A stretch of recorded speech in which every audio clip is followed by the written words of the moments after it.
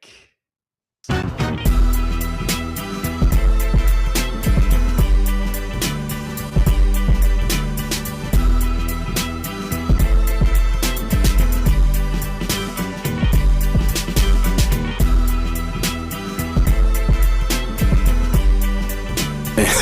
Hey, we live now, really.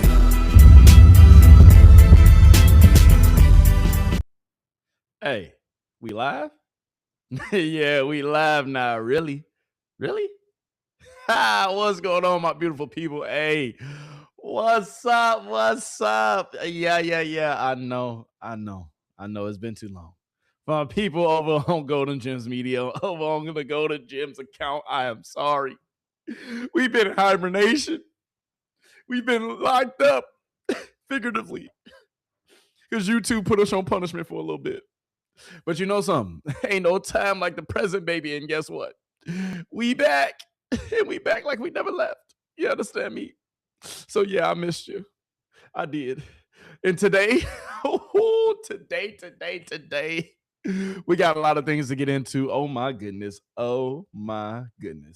When I tell you we got gems on gems in today's episode, that's literally what I'm telling you. Like, we have so much to get into, so many gems to talk about, from the Nolan Wells case. Got a whole bunch of updates for you.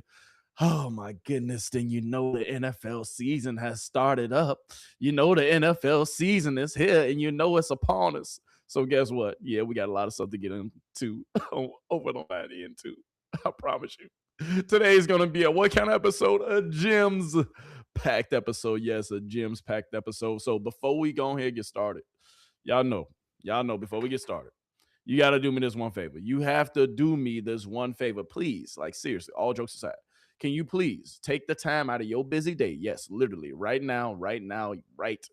Please do me this one favor. This is all I ask. Can you please make sure you send this to your mama, your daddy, your best friend, friend of another friend, little Johnny, little Timmy. Don't forget about little Susie too. And don't forget about little Josh, who just moved up down the street, down the corner from little Susie. He lived down a block. You know, you get these gems over to him too. Don't be selfish. All right, come on now. You can't be keeping all these gems to yourself. You feel me? You understand me? Are you with me? Is it okay if we get into everything sports today? Is it okay if we get into everything Nolan Wells today? Is it okay if we go ahead and break it all down today? Is that okay? You understand? I missed you. Did you miss me too? Hey, we got to go ahead and get into it though. But before we get started, make sure you hit that like button, make sure you hit that follow button, make sure you hit that bell button, and let you know whenever I'm popping out, so that way you can pop in and you can get these bell notifications sent directly to you. So yes, without further ado, y'all, we got a lot to get into. And I just want to tell you, I seriously just want to tell you this one thing. That's all. Can we have a conversation about it?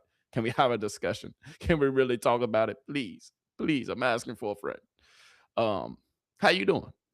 Like for real, how you doing? You living your best life? How your summer going? You out here, moving and grooving, having fun, kicking it with your family, kicking it with your loved ones. What you been up to? Because I'm curious. But regardless though, I hope that you're doing well. I hope that life is good. And at the end of the day, man, it's just the beginning, man. It's just the beginning. Not only just the beginning for me, it's just the beginning for you too. You understand? So yes, we have a lot to continue to get into, and it is only the beginning. You understand? It is only the beginning. We got gems on gems. So without further ado, first video coming at you. This is a Nolan Wells update. If you haven't heard, if you've been living under a rock, or if you just been MIA and you ain't been privy to what's been going on in our society or in our country, at the end of the day, there is a story that's sweeping the nation, sweeping the news just about everywhere. And it has to do with a young man named Nolan Wells. Nolan Wells, if you haven't heard of him, he is a young man who lost his life not too long ago. He is a young man who we are seeking justice for. And to be quite honest with you, we just seeking answers. And it's a lot of people that's been on this case. You got the internet detectives out here. You got the internet lawyers out here putting in that work and putting in the groundwork for us. You understand? So, man, oh man. You got to understand.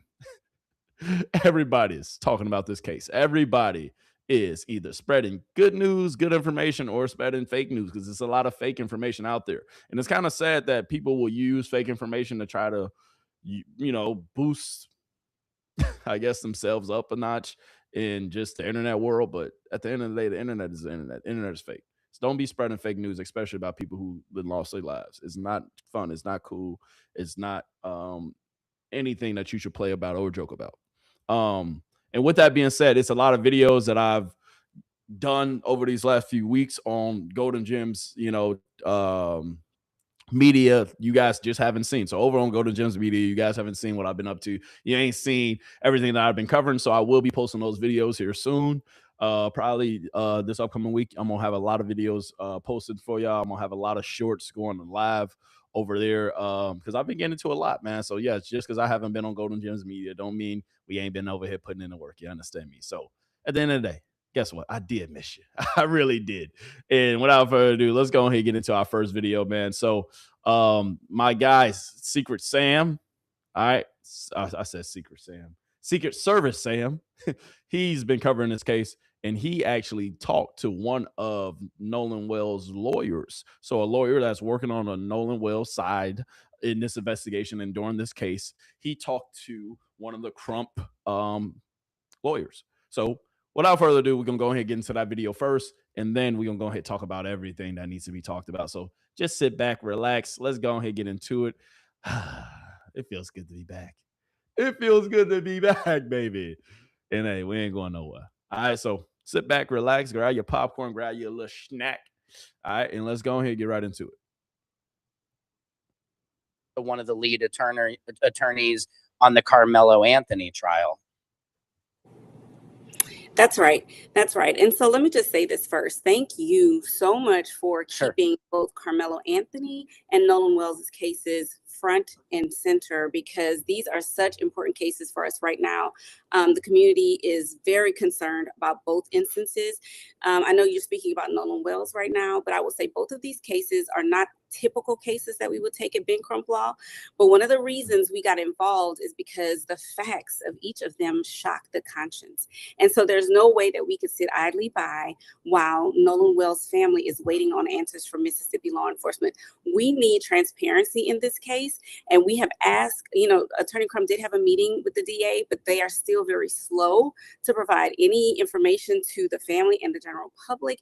And while, she just made a statement about, their process in Mississippi, but still you're going to have continued speculation and rumors and all of these things without them coming out with the transparency that we need so that we can get to accountability and then justice. Amen.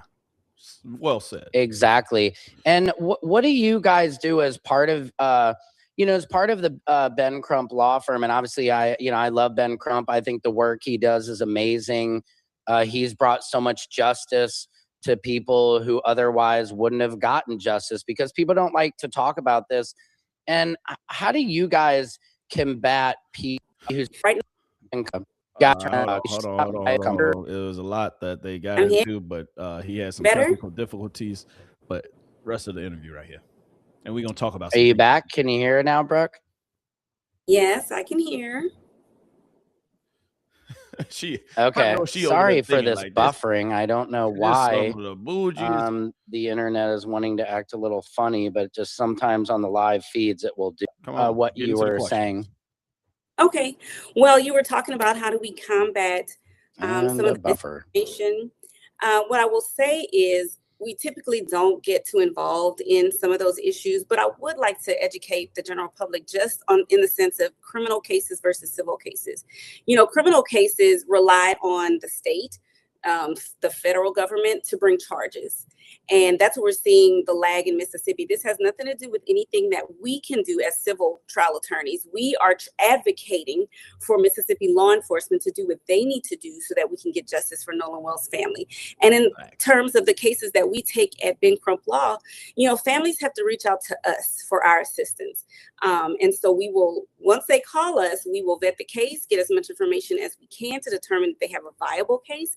And then we will take it from there. We'll sign the retainer. We work on a contingent fee basis, which means if right now, what they're saying and what's going on, they're eliminating all these questions that people are having. oh, I thought y'all only work with certain cases. I thought y'all, you only doing this for money, for profit, and all this. No. They doing this because it's too many injustices going around, and they are on the front lines, and they deal with civil cases. They deal with a lot of cases that aren't criminal. They deal with civil cases where families seek to basically get what's the word I'm looking for? Get compensated over what happened to their loved one, especially when the government is either covering it up, the government is either making excuses, other things, and et cetera, like that.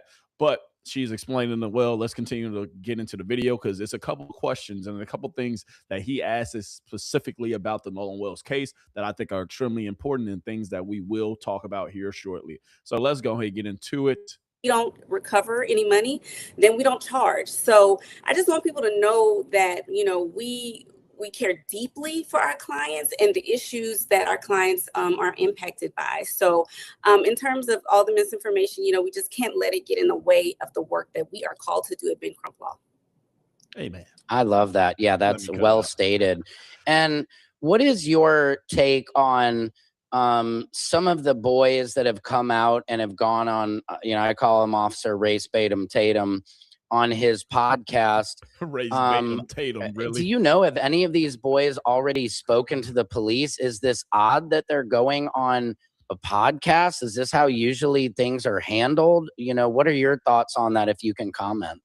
So essentially what he's basically saying is if you haven't been paying attention, Warren and his friend Tristan, two friends of so-called Nolan Wells, basically they've gone on podcasts with a very right-wing, I want to say, just to say the least, media member or influencer, whatever you want to call them. They've gone over there and they're actually releasing some details about the case, and they're also releasing just information to what's going on and what happened to Nolan Wells. And essentially, with them coming out early and saying and doing all these things, the big question is that they talk to authorities.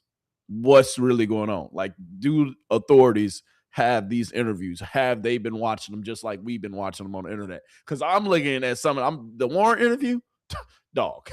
I'm not gonna lie to you. We're gonna pick that interview apart here shortly today. I promise you, because I already been picking it apart. So we're going to get into it. It's a lot that we have to discuss, a lot that we have to talk about, but let's go ahead and continue with the interview and let's hear her response.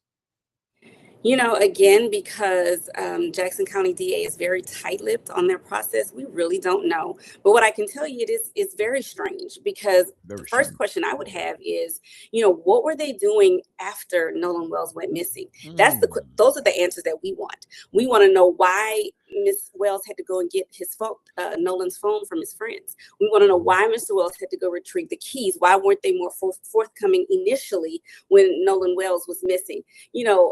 And if you haven't heard, it was a dispatch call too. So it's a dispatch call to Cito, essentially, that was actually done by Nolan's friends.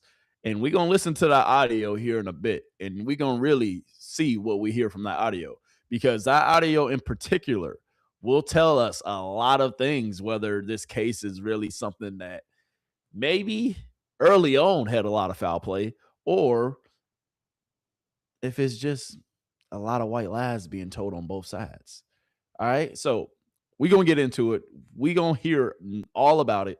And to be quite honest with you, that dispatch call, oh my goodness, that might be the thing that just broke the camel's back and broke this cover up that's happening wide open. It's very self-serving, I think.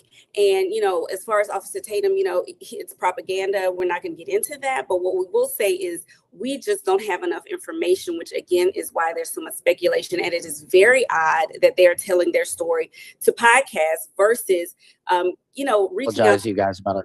The information that we need to get justice for Christine and Elmore Wansley on behalf of Nolan. And what do you think about the audio that was just released? Are you guys do you have this audio? Are you guys able to get audio experts that have better software than us average Americans? Like, are you guys able to pull anything more out of this? Is that part of what you do? Mm. And you know what I will say is we are absolutely aware of it and we are investigating. We don't want to come out too. Hold on. Why she say it like that? We are absolutely, she said absolutely aware of it. So the same audio that we hearing, the same audio that came out. If you haven't heard the audio, do y'all want me to play a little bit real quick before we get into the rest of the interview? I mean, why not? I mean, why not? Right? Right? I mean, because if we being honest, dog.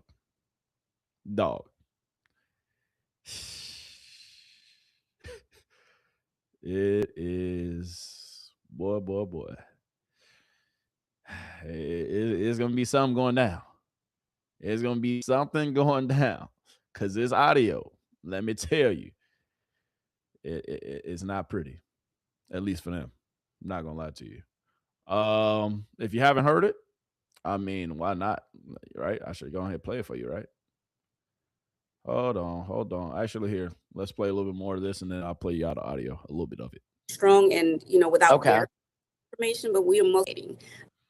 And you know what I will say is we are absolutely aware of it and we are investigating. We don't want to come out too strong and without information, but we most certainly are investigating that audio. So they're investigating the audio. And what do you make? I saw the picture that Ben released, which appears allegedly to be Nolan on a boat with a woman sitting on his lap. Can you tell us anything behind why Ben released that picture? Does he believe that really is Nolan, or is that picture from a video that was a screenshot? Is there anything you can tell us on that? Well, let me be clear. One of the things Attorney Crump has been doing on his social media is reposting information as it comes to him. Not necessarily saying that any of it's been verified, but it is interesting information that we would like more to investigate more. So I'm not going to say that we know for certain any of it, but what I will say is it was information that we wanted the public to tell us more about. But anything that Attorney Crump does repost. So just going back to some of the audio that was released, if you haven't heard it, if you've been living under a rock, I'm just gonna play a little bit of it for you. We're gonna play a little bit more of the audio here in a second, but there's a lot that we're gonna get into. I'm not gonna lie to you, it's a lot that we're gonna get into, but let's listen to this audio real quick. Sorry, look. Hello, can you hear me? Yeah, what? So you're breaking up. You call her for help and you said, yeah, what? Bro, what? First of all, hold on, what? Anyway, let's continue. If you need assistance, do you have a VHF radio? Yeah, we do not have the VHF radio. All right, well, let's try to get you going because you don't have good cell phone reception. Can you verify your coordinates one more time? Okay, my coordinates are 30 degrees by 14.684 north, and then west by 88 degrees by 46.79. Right, looks like you're on Horn Island, correct? Are you on Horn Island? Yes. All right, is the boat sinking or you have it aground? We were sinking, yes. Sorry, look. Hello, can you hear me? Yeah, what? So you're breaking up. If you need... Next. All right, and is everybody on board in good health otherwise? Yeah, everybody's How many? All right, do you need the United States Coast Guard? What? Do you need the United States Coast Guard? No, we do not need that. All right. All right. Do you have your current GPS coordinates? Let me go look. If not, I can send you a text message.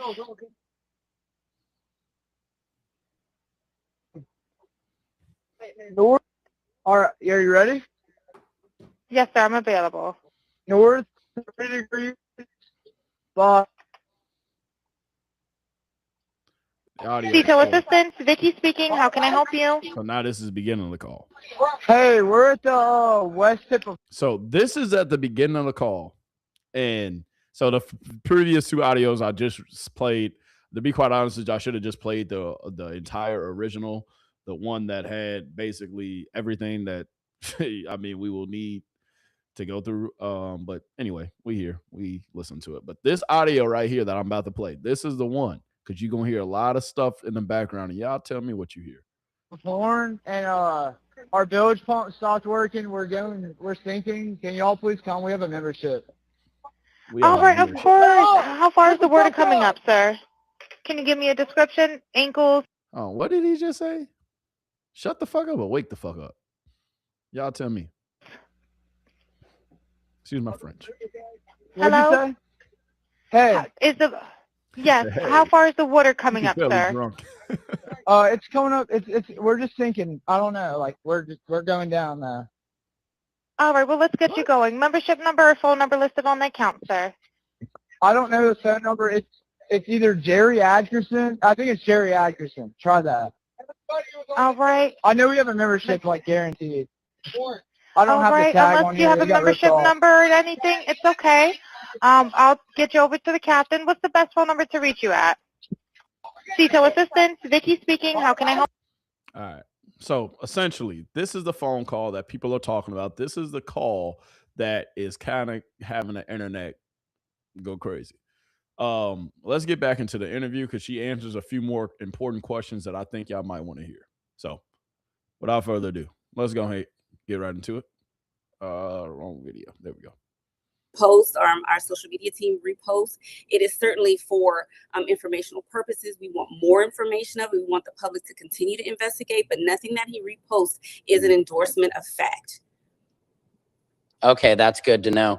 And also on the autopsy, was there a reason that you guys chose to come out before the state did? And also, I just want to say, as an optics thing, you know, just a regular American citizen, it seems very suspicious to me that they had more time than you guys did, but they still haven't released their preliminary findings. Do you have any comment on that at all? Well, it's important for Attorney Ben Crump and Ben Crump Law to be on the side of truth, transparency, so that we can get to justice. The Jackson County DA has mentioned that they won't be releasing any of their findings until the grand jury has evaluated and determined whether or not an indictment will move forward. But we have to move. We need information. And so it was important for us to release the findings that we did have, which was limited because we were already behind the 8 ball in the terms of having to wait to do the second autopsy. So we're doing what we can to push the information forward. We don't want speculation. We want the public to be informed because we need the information too. So, you know, it was important to do that, to disclose what Dr. Mitchell found and what he couldn't find based on the fact of the missing, you know, body parts that we didn't have access to.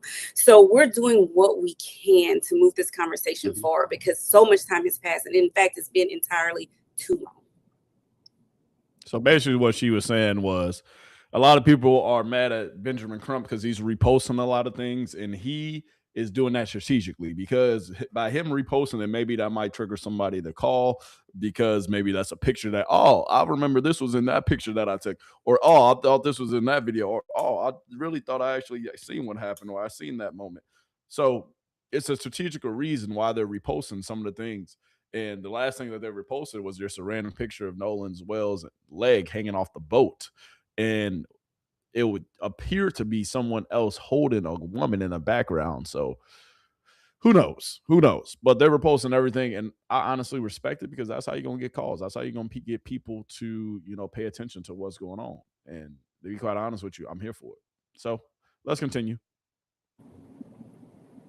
Yeah, it really has. And it just, to me, you know, I saw Tate Reeves, the governor, call Ben Crump a liar when I posted a video the other day showing that Todd Terrell from the United Cajun Navy, in fact, on Nancy Grace, said that Nolan was found fully clothed and face down, and then took that back. And so, you know, I guess to me as an outsider, what I wonder is why would the governor be getting involved like this? Why would he not want justice just as much as all of us do? You know, and it's Mississippi at the end of the day. You know, we're very aware of Mississippi's history, and it just is disheartening to see the governor call out Ben Crump and call him a liar over something that People Magazine posted, Nancy Grace posted, and I even posted the exact clip where Todd Terrell says it himself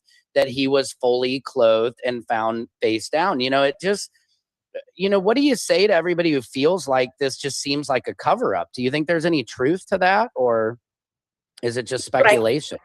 And here's what I can tell you. And after this question, I'll need to go to my next meeting. But I want to make this point because this is so very important. You hear all the terms race baiter and everything like that. I almost feel like that's more of a race baiting, because why would the governor not be calling for truth and transparency and accountability? Hold on, Sam. You ain't gotta be doing a clock. All right, we ain't doing that one. But if we being honest, what she's saying is right. How's the governor of the whole goddamn state, interjecting and basically saying that Crump is race baiting? And also on top of Crump race baiting, he's also stated that originally 2 weeks ago, almost 2 weeks ago, about a week ago, he said that he wasn't aware of any foul play as well. So first you say there's no foul play, again, like the sheriff did, not even hour after fouling the body. Then the governor comes out and you pointing fingers at the victim's attorney saying that they race bait. Dog, you're the governor. You should say, as the governor of a state in a body, that, hey, at the end of the day, we want accountability and we want justice if something was done wrong. You don't add fuel to the fire. You don't say that this team or their attorney or whatever you believe, as a governor, you don't say that they race bait. You're supposed to be de-escalating. You're a government official. We pay you. We put money literally in your pockets. Anyway. As opposed to trying to call out Attorney Ben Crump, which is, and it's rare for him to even get in the weeds, right? But he needed to make sure that with the facts that we can show, this is exactly what the Cajun Navy said. It was repeated. Now, we don't see them as experts in the field, but it was just information that we had, and we're trying to use the information that we had to get closer to the truth. And what we do know is Mississippi law enforcement came out really quick and said there was no evidence of a crime. So the real question is, who's not telling the truth? And it's definitely not Ben Crump. He is honest. He is telling the facts, and we will get to the bottom of what happened to Nolan Wells. I love that. And just so much because, thank you. This conversation going, it will help your audience and all audiences understand that we are fighting for one thing and one thing only, and that is justice, not just for Nolan Wells, but for every suspicious circumstance where someone's loved one was taken. And we need law enforcement to take all of these cases seriously. So we're not going to stop. I agree. And just one last thing, Brooke, I know you have to leave. And on the Carmelo Anthony trial, how do you guys feel about this appeal? Do you think there's a chance that we can, get justice for Carmelo Anthony? Because obviously we know that 35-year sentence was just ridiculous, especially on the heels of Rick Chow shooting Cyrus Carmack Belton, getting completely off for self-defense. So essentially, with the Carmelo Anthony case, we haven't went over that. We haven't gone over that. Essentially, with that case, Ben Crump and his attorneys, they have stepped in with that case, and they are potentially petitioning it to go for a retrial, basically. So that way, he ain't getting 35 years. Basically, at the end of the day, when they redo this case and when all the facts of an actual legitimate and an actual competent lawyer comes out, things will change as far as that Carmelo Anthony case, and he will get a different sentence other than 35 years. Maybe, hopefully, who knows? Maybe he can even get a self-defense out of that. Because that Carmelo Anthony situation, we didn't cover it. We will potentially talk about it as, things continue to develop. That case is still now in its early stages once again, because obviously they're asking for a retrial. They're basically saying that at the end of the day, the original sentence, it was too harsh, and etc. And then also what they started to talk about here, let me go back. Rick Chow shooting Cyrus Carmack Belton. Rich Chow shooting Cyrus Carmack Belton. Basically, Rich Chow in that case, he had a kid. Oh my goodness. If you haven't seen it, let me getting completely off for self-defense, but then Carmelo, can you give us just your last thoughts on that trial? Sure. And so one thing we know is that there are clearly two criminal justice systems in America, right? And if you believe in the Constitution, if you believe in due process under the law and equal protection under the law, we have to take this case on. And that is the reason why we did. We have to believe that there's a chance, right? We're going to follow the law. We're going to use all that we can to make sure that we can take a good look at what happens. We don't know what's going to happen. It's going to be a long road ahead, but we're willing to take that fight on because he is, you know, as my work as a former public defender, I defended so many young men. And at the bottom line, what I knew every time is I was fighting not just for them, but I was fighting against the system because the system is so unfair. And we just wanted to make sure that Carmelo Anthony had a fair shot in the criminal justice system. And that is it. And so coming up later in August, we will have the hearings on the motion to recuse and motion for new trial. So we just ask people to stay tuned. If you want more information on what's happening with Carmelo Anthony, please go to standwithcarmeloanthony.com, where we will continue to provide information on the appeals process and information on our latest filings. So we appreciate the community support. And I wanted to show that because obviously they're not talking about the Nolan Wells case, but they're talking about the Carmelo Anthony case. I think both of them, they don't go hand in hand, but they're both involves injustices because at the end of the day, Carmelo Anthony, it was, you can say if it was self-defense, you can say if it wasn't self-defense, but I believe even the way him getting 35 years when I've seen lesser charges for worse crimes, and let me not say that. I've seen lesser charges done by other people with far worse crimes. They did far worse stuff, and they didn't get anything. So it is what it is. Going on because there's so many. Thank you for your touch with you guys. I thought he was going to ask her. I think he did ask her one more question, but we ain't got to wait for it. We ain't going to get into it. But I did just want to show y'all that because that is an actual attorney for the Ben Crump family. And well, not for the Ben Crump family, but for Ben Crump and his people. And what she did was awesome because she came in, she gave a little light, and she basically said, like, hey, at the end of the day, we waiting on Mississippi. Like, this is a criminal investigation. This potentially can lead to a lot of other huge things and a lot of major new developments. And yeah, they're going to eventually, you know, get some answers. But at the end of the day, we waiting on Mississippi. So basically, she said they can't really do nothing about it because at the end of the day, Mississippi, they're the ones who hold the cards. It's in the DA's hands now. So the DA is the one who holds all the cards. And I thought this next video that I want to show you, I thought this video was not funny, but interesting because Plaz, he chimed in. And Plaz, he does chime in on a lot of like public topics and things of that nature. But with him chiming in on this, I really thought it was interesting because he said he only like did maybe a little bit of research, just a little bit of research. And this is what he ended up saying with his little bit of research. I've been following this whole Nolan Wells thing way longer and more in depth than me. I ain't took the time to dive in it, but at some point I am and give y'all my honest opinion on it. But I was just on the plane and I seen like 2 clips. I guess it just was intended for me to see it. But it was one video they showed. They were just panning, I guess, Horn Island, showing y'all the boats and the people and shit who was at Horn Island that day. Right. And I say, shit. You see all the flags and shit on all the boats. I say, shit, man, this is a motherfucking rally. This is like a motherfucking rally to me. Shit, I don't know what it looked like to y'all. I said, man, this is like a motherfucking rally. And I already know what some people gonna say. Oh, them just people who love their country and with the American flag. Listen, I love my motherfucking country too. But it's just like I tell people about that motherfucking that American flag today means something totally different to me than it motherfucking meant when I was in motherfucking elementary. When I was in elementary, they just make us stand up, put our hand over our heart and sing the motherfucking Pledge of Allegiance. What they told me that motherfucking flag stood for back then and how I feel when I see that motherfucking American flag today, it's 2 different motherfucking things. It's like when I just see the motherfucking Confederate flag hanging off the back of that motherfucking pickup truck. It told me all I needed to motherfucking know about that motherfucking pickup truck. I know that. To me, it did.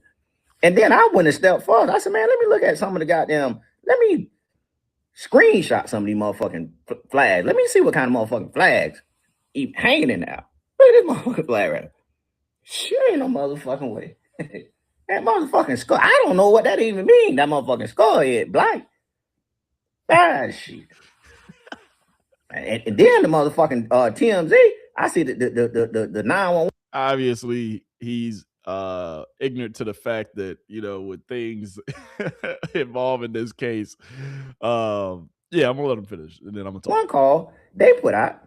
I listened to the motherfucking 911 call. This fucked me up. Where that motherfucker at? Hey, Hello, can you hear me? yeah, what? Yeah, what? That motherfucking lady said, "Can you hear me?" And the motherfucker, yeah, what? Shit.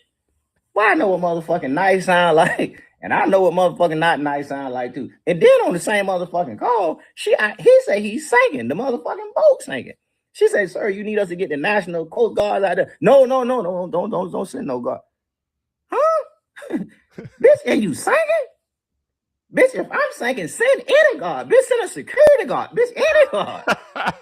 He said, send a security guard. Send any guard. That was why I wanted to show y'all that, because yes, at the end of the day, this Nolan Wells case is serious, but that was funny. That was funny. And this is a funny take of someone who's just learning about the case and learning a little bit more about some of the things that we kind of looking at sideways. But he said basically that the fact that they said no to the we're gonna listen to the whole in-depth call here in a second, and we're gonna break down every little part of it. But what he's saying is true though. If they asking you, do you need the Coast Guard? Like, do you need like emergency assistance? Don't you think you would say, hell yeah, send anybody, send everybody? And I agree with that. Motherfucking way you sinking, she asked you, do you want the motherfucking her to send the National Coast Guard? And you say, no, don't send. Man, ain't no motherfucking way. Hey, just real quick, man. I know a lot of y'all been following this whole Nolan Wells thing way longer and more in depth than me. I ain't took it. Yeah, we've been following a little bit way more in depth than you, my guy. But anyway, let me show y'all this statement that Cito released. And then we're gonna listen to the entire audio in its entirety. And then I'm gonna break down each second of it. We're gonna talk about it, and we're gonna go from there. So, with this being said, though, I have to show y'all this because this is a must. Cito came out with a statement last week, and I know I haven't talked about this over on Golden Gemz Media, so that's why I'm talking about it now. Cito, they came out with a statement, and essentially, Cito is the company that the boys called when their boat was apparently sinking, right? So when their boat was sinking, when the vessel was going through some troubles out there on the water, essentially they called Cito. And Cito basically came out, and people was kind of getting on Cito because they was like, hold on, y'all the ones who actually told them, and y'all ain't see nothing, y'all ain't report nothing, like what's going on. Cito basically said, we don't got shit to do with nothing. We over here with it. Because Cito said this: before a sentence was rendered, the vessel owner advised that Cito was no longer needed because help had already been obtained. Cito's involvement concluded at that point. So essentially, Cito is saying that the vessel owner, whoever owned the boat, said that they didn't need no assistance no more. But Cito did the right thing by releasing this goddamn call. Because this call, when I tell you it got some shit on there, it got some shit on there. This call, I believe, will make or break this case in its entirety. If you haven't listened to the call, we're about to listen to the entire call from the boys as their boat was sinking, right? We're going to listen to an entire call, and we're going to really see what the hell happened, and we're going to get into everything that has to do with that call. Because if I'm being honest with you, if I'm really being honest, if we really have a conversation, if we're really talking about it, this call might be the call that basically either makes or breaks this case. So without further ado, let's go ahead and listen to the call that the boys had with Cito in its entirety. Because, man. Bright Plus News, I'm Janava. So what's going on right now is they were on hold. This is the entire call. The boys was on hold. Cito released the entire call in its entirety. What you are hearing at the beginning of this video, let me repeat that, is noise going on in the background as the boys are waiting. And you hear somebody say, oh my God, you hear somebody say this, you hear somebody say that. This is the whole call. And TMZ released this. CNN released this too last week, actually, the entire call. But this is TMZ. This is their official leak of the whole goddamn phone conversation.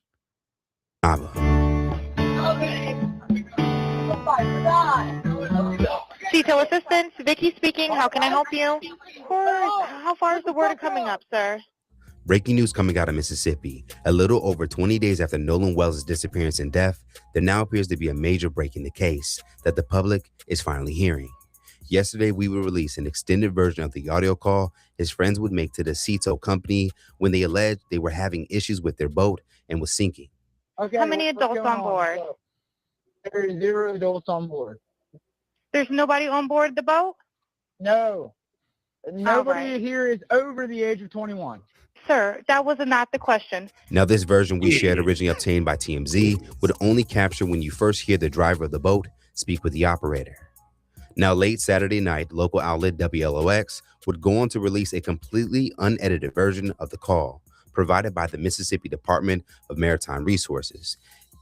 And in the first few seconds appears for some that not only Wells was on the boat with his friends when they left Horn Island, that he also appeared to have passed away amongst them. At the top of the call, while hold music played, you can hear panic from an unidentified young woman who appears to say Nolan, followed by, oh my God. Now, as the driver of the boat tries to explain the situation regarding the boat itself, you would then hear a male voice in the background seemingly yell, wake up, wake the F up.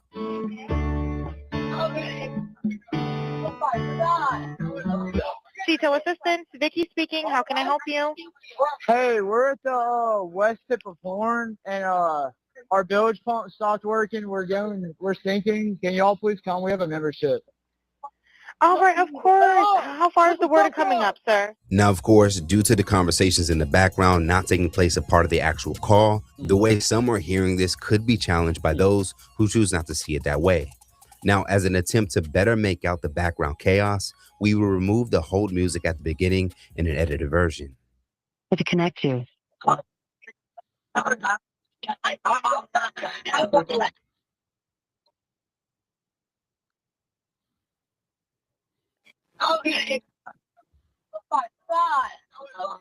Detail assistant, Vicky speaking. How can I help you? Hey, we're at the west tip of Horn, and our bilge pump stopped working. We're sinking. Can y'all please come? We have a membership.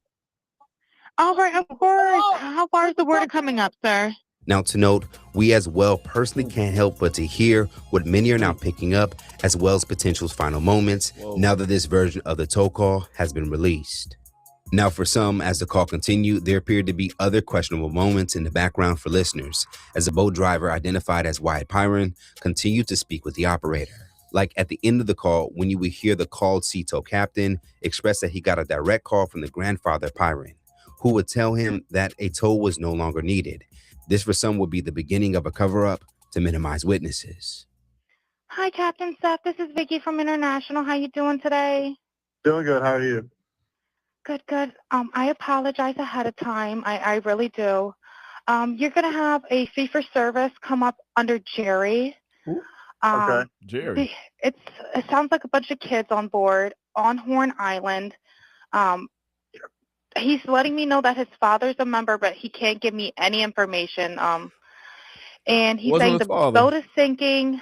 That's Grandpa. That's Grandpa Jerry you're talking about right there. That was not his father. That's Grandpa Jerry.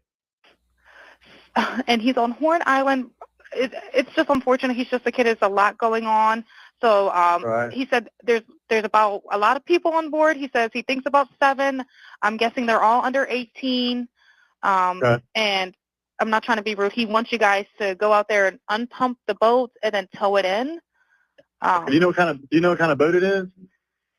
He said a Triton 24-footer, but that's all he can give me. Okay. All right. Yeah, I just actually got off the phone with his grandpa, who I'm guessing is the owner of the boat. His grandpa. And Is it he Jerry? said that Jerry. Yeah, he said, Okay. I just hung up with him. He said that they don't need any help right now, but if something changes, he'll call me back. So whoa. Flag on the play. Flag on the play.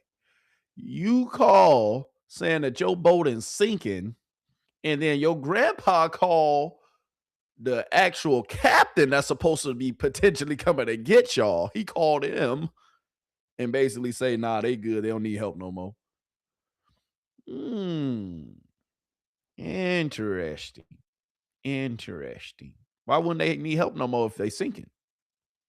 So I'm guessing that they may have figured it out, because that's what he said. So they're in a panic and their boat won't crank. Yeah, they're in a panic. Since the beginning of this case, many have questioned Wells' friend's story, as many things appeared inconsistent throughout, and those online will call out the entire situation as being a cover-up of the death of another black teen in Mississippi.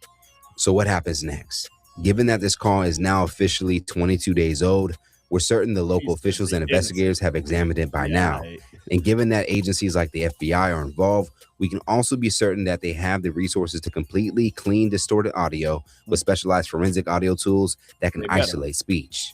Now, according to reports, the FBI has perfected this ability since the 1960s as a way to improve distorted speech from wiretaps, 911 calls, and covert body wires.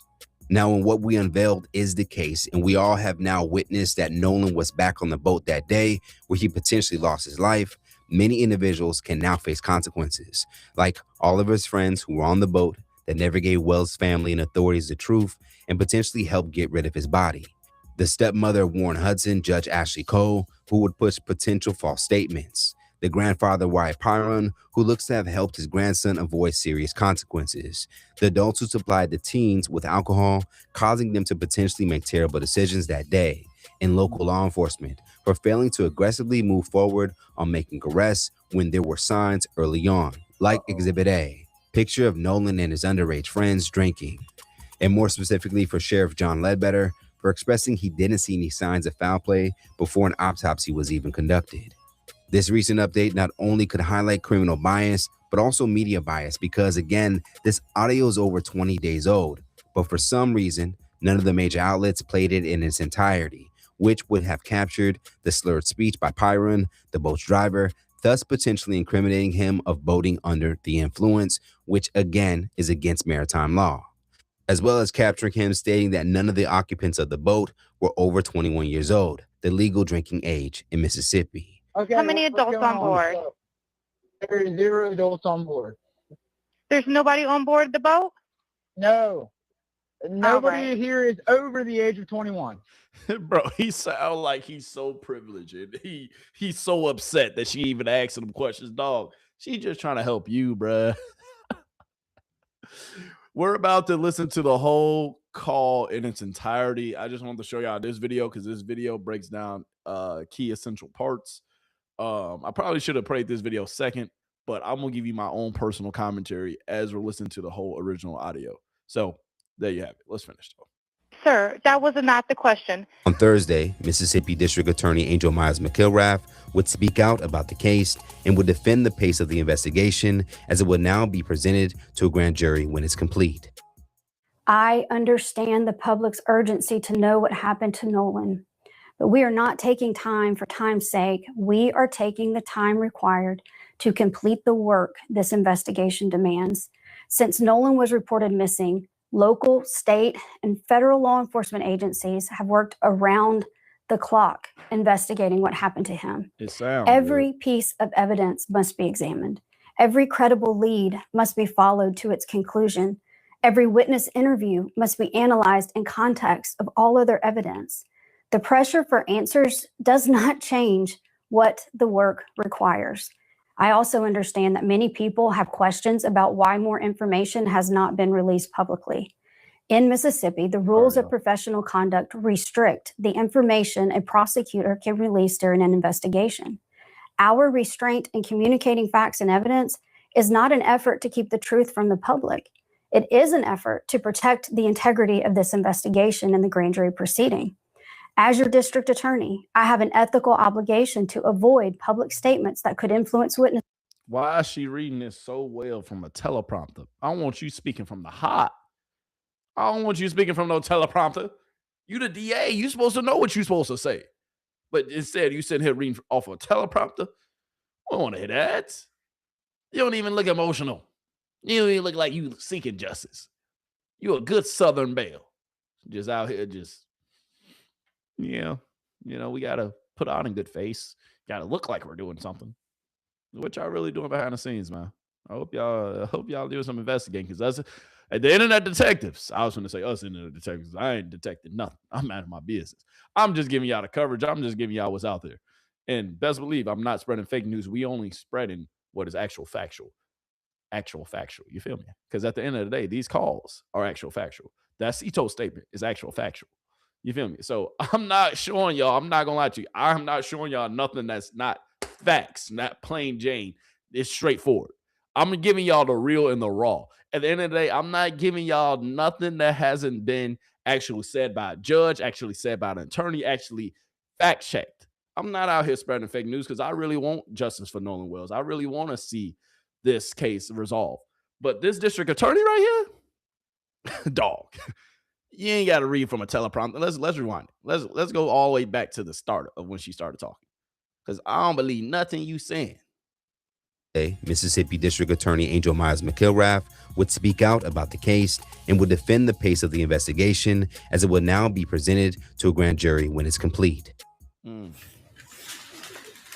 I cannot do Carly today. I can't deal with Carly either. And I don't even. Whoa. I'm like, Carly, we talk about the district attorney. Hold on, y'all. My bad, y'all. My bad. You know, hey, YouTube ain't paying us for these ads. Attorney Angel Myers McIlrath would speak out about the case and would defend the pace of the investigation, as it will now be presented to a grand jury when it's complete. I understand the public's urgency to know what happened to Nolan, but we are not taking time for time's sake. We are taking the time required to complete the work this investigation demands. Since Nolan was reported missing, local, state, and federal law enforcement agencies have worked around the clock investigating what happened to him. I hope so. Every piece of evidence must be examined. Every credible lead must be followed to its conclusion. Duh. Every witness interview must be analyzed in context of all other evidence. The pressure for answers does not change what the work requires. I also understand that many people have questions about why more information has not been released publicly. In Mississippi, the rules of professional conduct restrict the information a prosecutor can release during an investigation.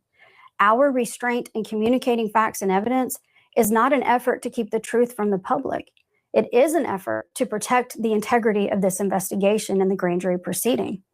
As your district attorney, I have an ethical obligation to avoid public statements that could influence witnesses, prejudice a proceeding, or compromise the fairness of the legal process.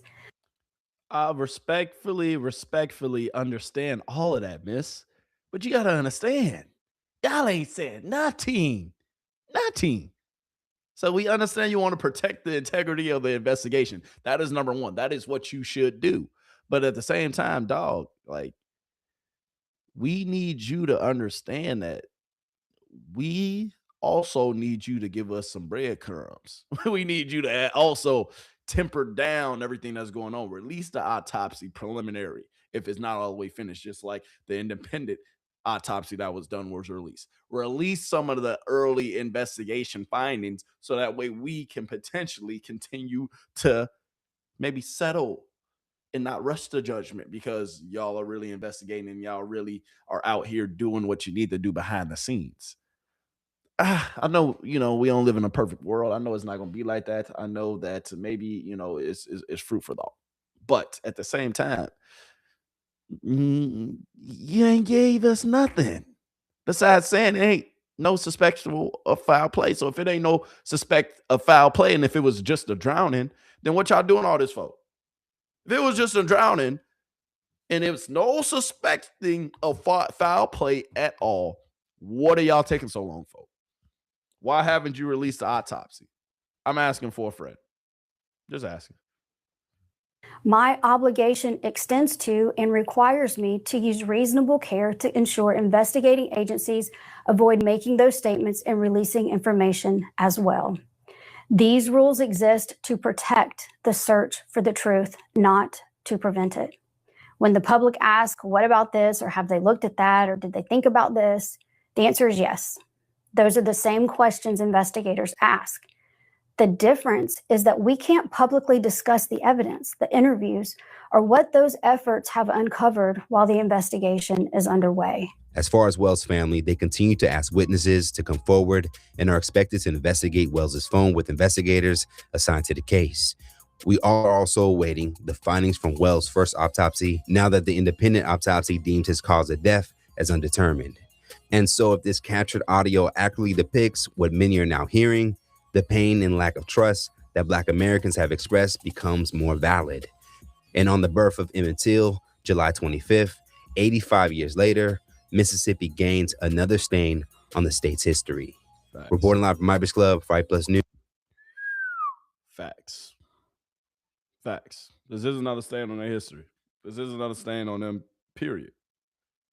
And if we being honest, at the end of the day, it's unfortunate. It's sad. And, with that being said, it's things that are going on in this case that we won't have all the answers to until potentially it goes to a grand jury.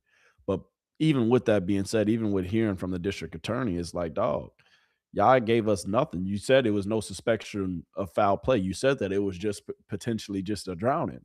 So if it was just a drowning and it's no suspecting of foul play, then why not just give us all the information that you have and let us go bye-bye if it's really that cut and dry? But it's not that cut and dry. Our suspicions are right, because if they were wrong, then y'all would have just told us, hey, here's the autopsy, it was a drowning. Just like you close a lot of other cases that involve us. Just saying. But let's listen to the whole original audio, and then I'll kind of give you a little feedback as we go. Vicky speaking. How can I help you? Hello, sir. Hello. Vicky speaking. Hold on. Let me try to turn it up. All right. How can I help you? Hello, sir. Hello. Okay. How many adults on board? There are 0 adults on board. Vicky speaking. How can I help you? Hello, sir. Hello. Okay. How many adults on board? There are 0 adults on board. There's nobody on board the boat? There's no one on board the boat? Nobody here is over the age of 21. Sir, that was not the question.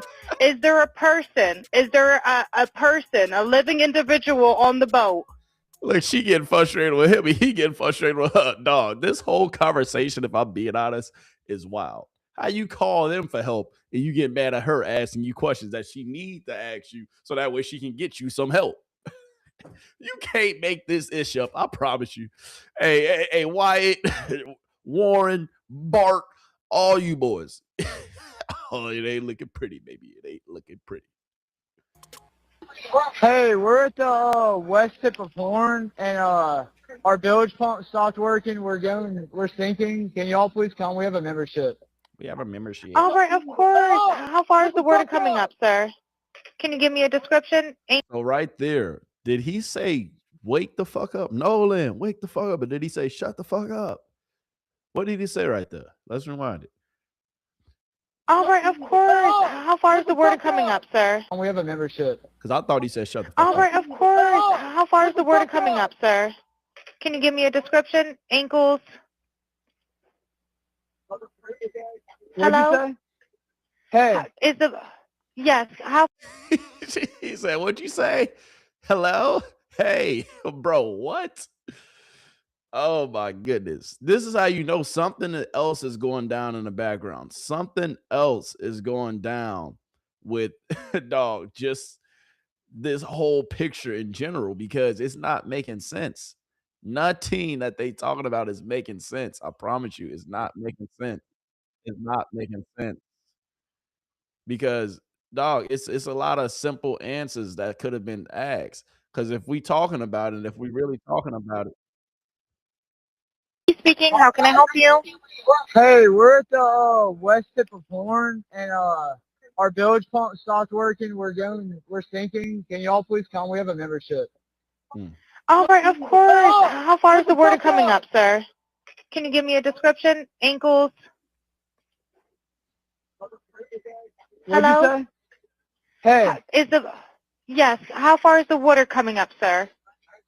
It's coming up. We're just sinking. I don't know. Like we're going down now. How come he couldn't answer a basic question? Let's rewind our audio that we listened to back. Sir. A membership. All right, of course. How far is the water coming up, sir? Can you give me a description? Ankles? What'd you Hello? say? Hey. Yes. Hey. How far is the water coming up, sir? It's coming up. We're just sinking. I don't know. Like we're going down now. Dog, she asked you a basic question. How come you can't answer a basic Assistant, Vicky speaking. How can I help you? a basic Hey, question? we're at the west tip of Horn, and our bilge pump stopped working. We're sinking. Can y'all please come? We have a membership. All right, of course. How far is the water coming up, sir? Can you give me a description? Ankles? What'd you say? Hey. Yes. How far is the water coming up, sir? It's coming up. We're just sinking. I don't know. Like we're going down now. So basically, what everybody was saying and what the internet is talking about, she asked you a basic question, dog. If the bilge plump y'all just saw is not more than like 10 inches, she asked you, was it by the ankles? Because the ankles is probably how far the water can come up before it starts entering on the boat. So she's asking you simple questions that you should be able to answer. But dog can answer one. Now let's finish listening to the whole call. All right, well, let's get you going. Membership number or phone number listed on the account, sir? I don't know the phone number. It's either Jerry Atkerson. I think it's Jerry Atkerson. Try that. All right. I know we have a membership, like guaranteed. I don't have the tag on Unless you have a membership number or anything, it's okay. I'll get you over to the captain. What's the best phone number to reach you at? Reach me at 2. Okay, they cut that part out because obviously. All right, and is everybody on board in good health otherwise? Yeah, everybody's How many? All right, do you need the United States Coast Guard? What? Do you need the... He said what? He was trying to make sure he heard her right like that. United States Coast Guard? No, we do not need that. No, we do not need that. Why? If you sinking, don't you think you would need any kind of help? Anybody who willing to help you out, don't you think you might want to say, hey, yeah, we do. Send everybody. Even if you got a security guard, send them too. Okay. All right. All right. Do you have your current GPS coordinates? Let me go look. If not, I can send you a text message.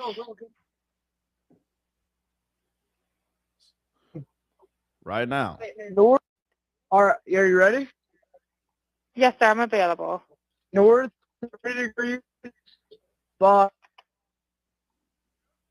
so what we're listening to right now, y'all, we're listening to the actual tow call / phone call that actually occurred and went on. We gonna get through this. I will continue to give y'all commentary, but if you just joined, make sure you hit that subscribe button, make sure you hit that follow button, show some love. But yes, right now we're listening to the C-Tow call because remember, C-Tow said, hey, we ain't got nothing to do with nothing. We offered our services, and then our services ultimately, they told us that they didn't need us no longer.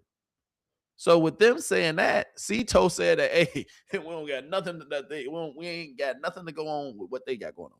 Nothing. She asked you, do you need the Coast Guard? He said no. Let's run that back. If not, I can send you a text message.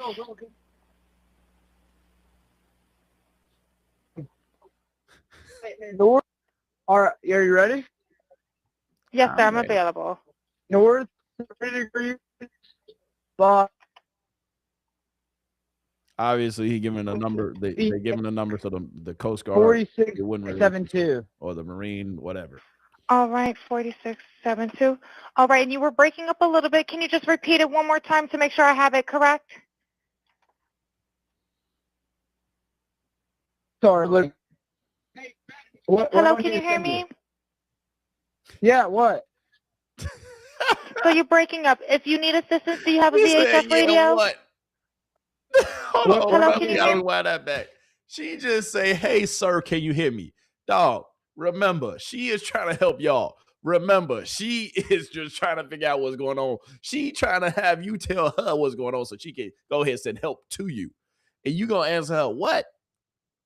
The privilege. Ain't nothing wrong with being privileged, but bruh, dog, what? Me? That's right. Sorry, look. Hello, can you hear me? Yeah, what? So you're breaking up. If you need assistance, do you have a VHF radio? Yeah, we do not have the VHF radio.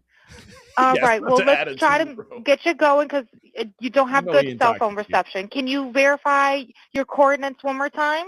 Okay, my coordinates are 30 degrees by 14.684 north, and then west by 88 degrees by 46.79. If you don't recall, Right. Looks like you're on Horn Island, correct? Are you Yes, on we are Horn at Horn Island? Island. Yes. All right. Is the boat sinking or you have it aground? We are sinking, yes. Is it aground? Is the We question? are sinking, yes. No, we're not aground. We are in Okay. 17 foot of water. We're in 31 foot of water. All right. Have to ask. What do you want to do? Do you want to be towed back? Man, 31 I want to foot get of this boat unsank and towed back, yes. All right. Where would you like it towed to, sir? You can tow it to Ocean Springs Harbor or Fort Bayou Launch. All right. How many adults and children on board? No, there's no children. So, He is said there no, anybody on no board? How children. many adults, sir? That was the question.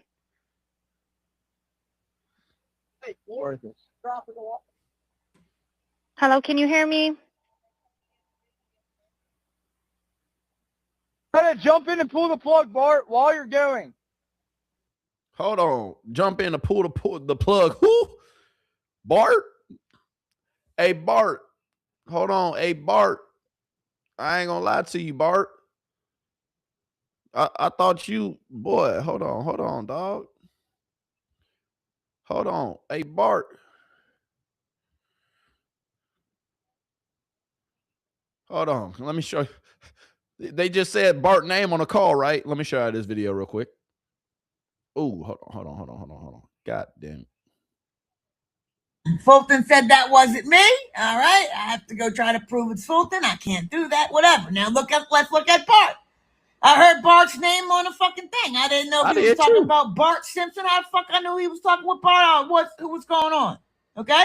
I can't prove that. But if Bart's name's on the motherfucking Coast Guard report, you can't get out of that, boo-boo.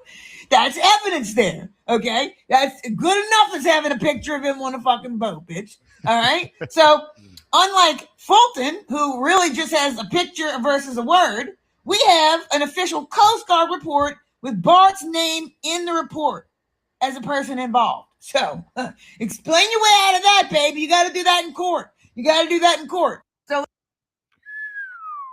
Because Bart, because if we talking about Bart, let's see what's going on with Bart. Because Bart said that he was in Wyoming at the start of this whole thing. And I'm going to show y'all proof. Jump in and pull the plug, Bart, while you're going. Jump in and pull the plug, Bart, while you're going. Jump in and pull the plug, Bart, while you're going.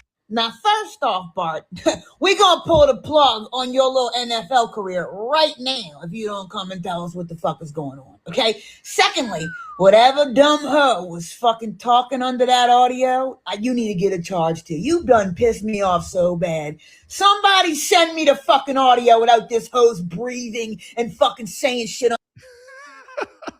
Hey, we're going to get back to some more of her videos, man. But Bart ultimately, if we looking at this, Bart said that he had nothing to do with it. So with Bart saying that he had nothing to do with it, it kind of muddies the water a lot. You understand that? Because, oh my goodness.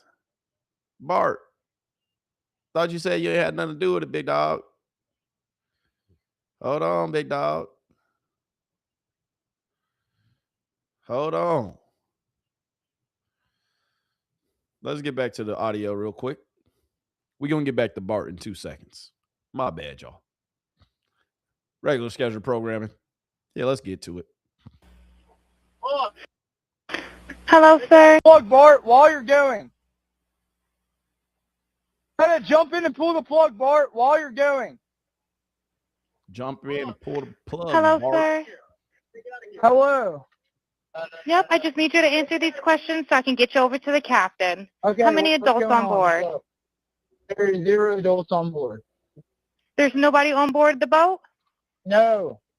Nobody right. here is over the age of 21. Sir, that was not the question. Is there a person? Is there a person, a living individual on the boat? Honey, we're late. Waiting again. Oh, come on, honey.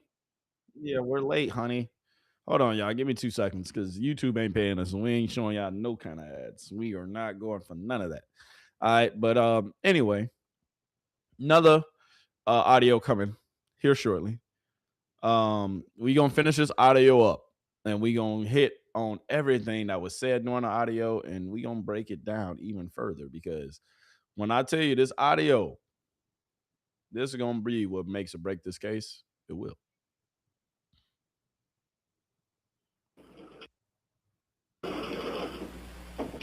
Hello? Is there a living person, someone breathing on the boat? Is there anybody on the boat? Yes, there's lots of people breathing on the boat. All right, how many people, sir? Like 7. All right, thank you.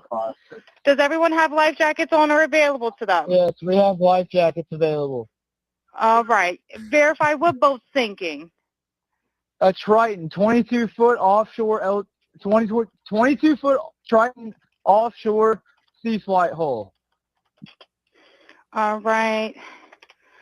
All right. Please hold. I'm transferring you to the local captain now. Okay, thank you. This is Captain Seth. Hi, Captain Seth. This is Vicky from International. How you doing today? Doing good. How are you? Good, good. I apologize ahead of time. I really do. You're going to have a fee-for-service come up under Jerry. Okay. It sounds like a bunch of kids on board on Horn Island. He's letting me know that his father's a member, but he can't give me any information. And he's saying the boat is sinking, and he's on Horn Island. It's just unfortunate. He's just a kid. There's a lot going on. So Right. he said there's about a lot of people on board. He says he thinks about 7. I'm guessing they're all under 18. Okay. And I'm not trying to be rude. He wants you guys to go out there and unpump the boat and then tow it in. Do you know what kind of boat it is? He said a Triton 24-footer, but that's all he can give me. Okay. All right. Yeah, I just actually got off the phone with his grandpa, who I'm guessing is the owner of the boat. Hold on. You just got off the phone with his grandpa. What you talking to his grandpa for? And he said that Jerry. Yeah, he said, okay. I just hung up with him. He said that they don't need any help right now, but if something changes, he'll call me back. So I'm guessing that they may have figured it out, because that's what he said. So they're in a panic and their boat won't crank. Yeah, they're in a panic. He's saying the bilge is not keeping up. I asked for Coast Guard. He said no, but he's just really upset on the... Yeah, you asked for Coast Guard and he said no. Why would he say no to the Coast Guard? And why was the other dispatcher, the captain who's supposed to be going to get them, why is he talking to the grandpa already? Interesting. Back end, and I get it, it's a kid. He just doesn't understand. Oh, okay. Do you still have him on the line? Yes, I still have him on the line. And again, I couldn't find he couldn't give me anything regarding his grandfather's, membership, so it's just under Jerry fee for service. Okay. All right. Yeah, I just talked to if you want to, we're so tied up right now. We can't really do any non-member jobs right now. Is Jerry a member? Did you find out if he was a member or not? Yeah, I'm not sure if it's his boat or what. I'm not sure what's going on with it. But yeah, transfer the kid over. I'll talk to him, and then I'll call his grandpa back as well. All right. And did you want me to look up Jerry's membership number or anything like that to see if he's up? I know you guys are You can swamped. try this cell phone number. Okay, so we're going to see. But why is Grandpa, what does Grandpa have to do with all this? Let's see. Oh, hold on. My bad, y'all. I do it every time, don't I? Grandpa had to go get his ass involved. So I'm thinking, behaviors. Why would the grandpa call Cito? So if I'm Wyatt, and now my friend just died on my boat, and I think I just gave Cito my coordinates, and I think Cito's coming to fucking get me, I might have to call Grandpa and be like, hey, but I don't know what I told Grandpa. I don't know what I told. Did I tell, hey, Grandpa, my friend died on the boat? I don't know what I told Grandpa. To make Grandpa make that call. So, do we have the call from the grandpa? Why would the grandpa call Cito? That's really weird. And we have to look at where that boat got towed back, allegedly, to some Bruce's house. Now, I've got all these details, but I don't know what they mean yet, so I'm not posting them. Okay? Because if they towed the boat way over to Bruce's house, whose boat were they cleaning at 3 a.m. in front of the judge's house? I don't know. Yeah. We gonna get to the bottom of all this. Y'all just be patient. But let's finish the call, right? Yes, sir. Anything on this phone number?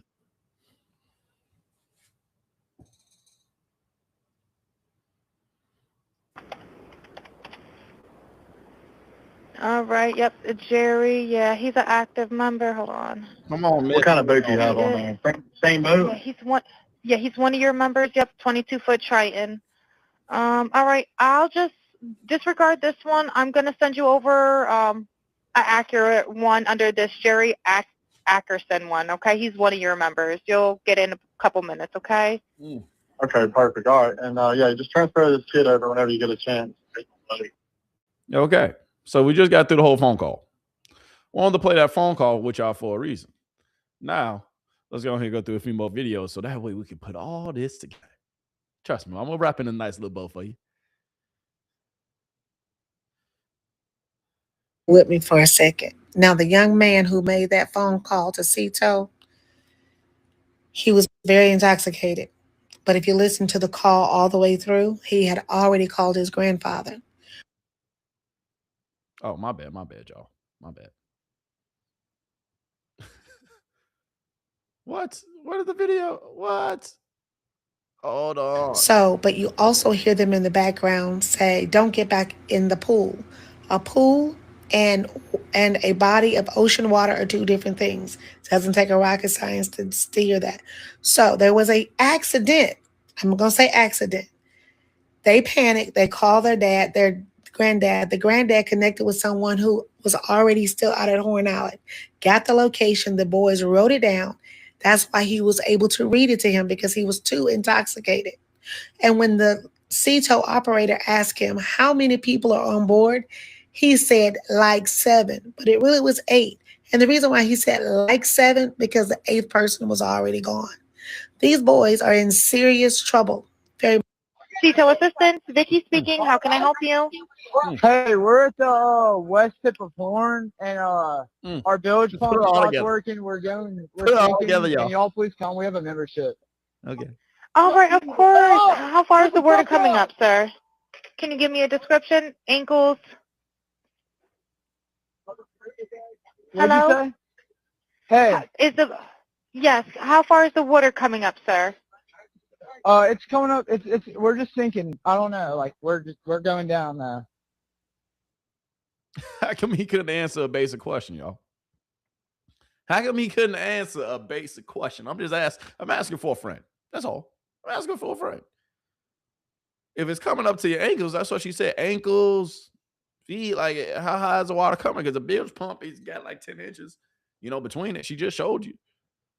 So how far was it coming up? But he couldn't answer. My bad, y'all. So, I don't know, man. It's a lot. It's a lot with this case that we gonna unravel.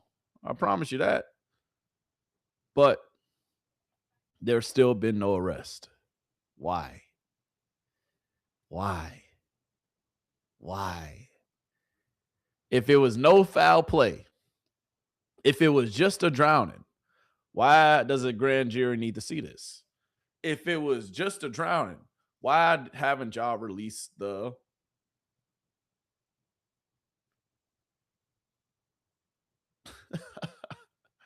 I was going to say the autopsy. The autopsy. Why haven't they released the autopsy if it was just a drowning? I'm asking for a friend. Because if it was just a drowning and if it was no foul play, wouldn't y'all want to release all that information as quick as possible so this can be closed and shut? No further questions needed. Yes. If it was just cut and dry, as they said in the beginning, they would have already released all the information. They would have sent us on our way. Right or wrong. But it was foul play. Because if it was no foul play, let's really put our thinking caps on. If there was no foul play, right? If there was just an accidental drowning, why not just hurry up and release the autopsy, right? So we can shut up, and why not just say, hey, it was no foul play. We investigated this, we called this, we interviewed this person, and just close it shut. There's been a lot of cases that was just that cut and dry, already closed, cut, done. A lot of cases like that. But nah. Why not with this one? I'm asking for a friend. Just asking. Just asking. But anyway, let's move on. Let's continue to move on. Because now, if we being honest, it's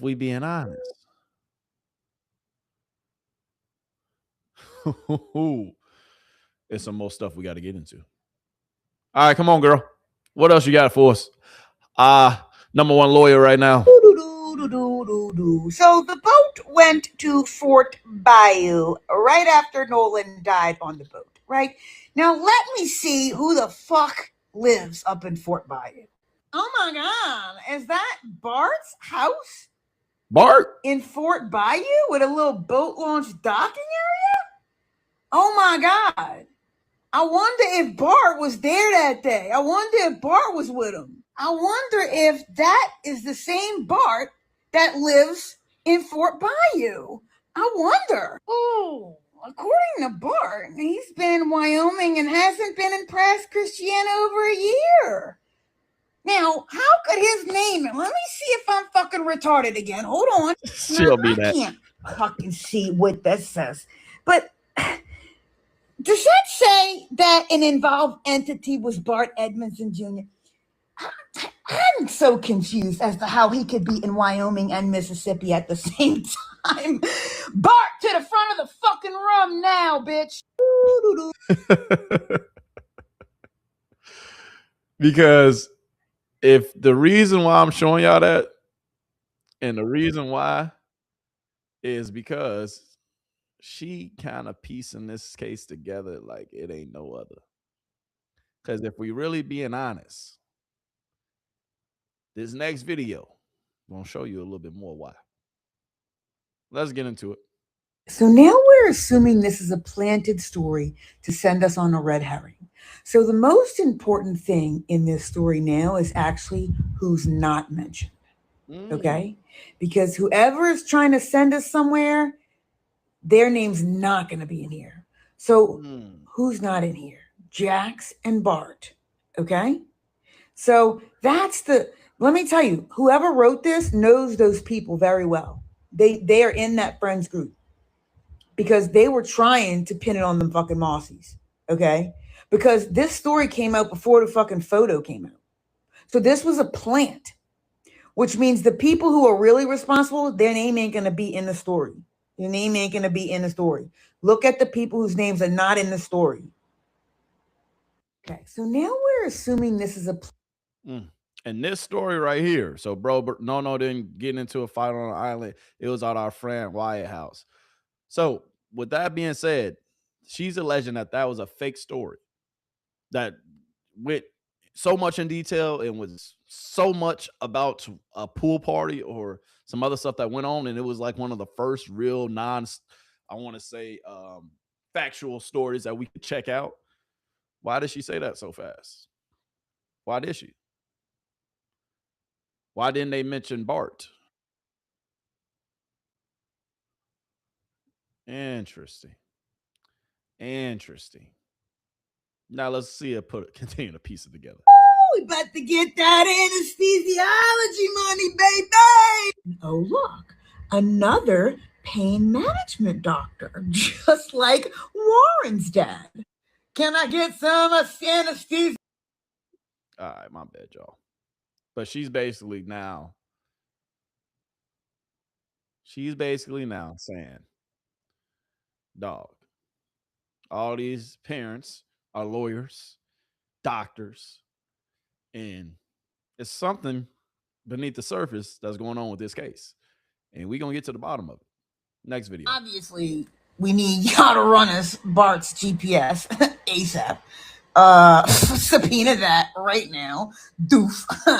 And we already knew y'all had 3 boats. The problem is we didn't know who the boat owners were, and now we know who they are. Now we know, because you know why? Loose lips sink ships. I know y'all don't think y'all can learn nothing from OGs because they black and y'all don't want to listen to them. They can teach y'all some shit too. Loose lips sink ships, motherfuckers. Tell y'all kids not to go on no podcast. Trying to get famous and shit off their friends' death and cover-up. Goofies, bro. We just racking up the charts. We just started. We just racking them up. Ain't gonna be no time for deals pretty soon, y'all. Y'all better start flipping fucking burgers. And obviously, she's basically saying, essentially, somebody better come forward because the internet detectives, they own it. Next video. Oh, I'm lying. Byron's 22 Triton. On the way out, I went with my. Nolan was on Wyatt Pyron's 22 Triton. On the way out, I went with my. Nolan was on Wyatt Pyron's 22 Triton. Interesting. Some speculation like this is. So Nolan was on Wyatt's 22 Triton. Wyatt's 22 Triton was the same boat that had to call Cito. How come Nolan wouldn't come back with y'all if he rolled out with y'all? How come Katie said she saw Nolan take off with y'all? Who's telling the truth and who's lying? That's the real question of them all. That is the real mystery of all of this. Who's lying and who's telling the truth? The girl says she left with y'all. The boy says he stayed with her. We get this call where some people are hearing Nolan's name, some people are hearing other people's name. Like it's definitely a backwards call for sure. Definitely a backwards call, but that's the thing. Who knows? How can we get to the bottom of this? Well, if I'm being honest, if I'm really being honest, if we really get into the bottom of it, well, Secret Sam, what you got for us today, my guy? Hold on. My bad, y'all. Give me 2 seconds. Give me 2 seconds. Give me 2 seconds. Secret Sam, what do you think about this emergency call? Talk to me. Secret Service Sam here with a Nolan Xavier Wells update, and this is insane. You have to hear this audio in the beginning where they're calling for the emergency for their bilge pump and they're taking on water. I swear you can hear her say, "Oh my God, is he dead?" and yells Nolan. Listen to the audio. To connect you.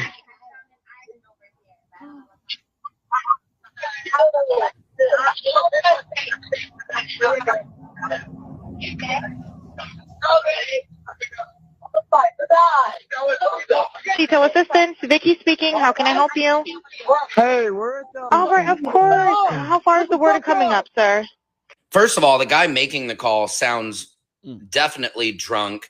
And I don't know, are we reaching here? But I think there is more in this call in the background. This is as much as the audio has been able to be sweetened, but there has to be some audio people out there with some good software that can really bring out this audio for us, because I think he was on that boat, and I think this whole emergency call was just to cover because, as you know, Cito said they were called out, but then they canceled it.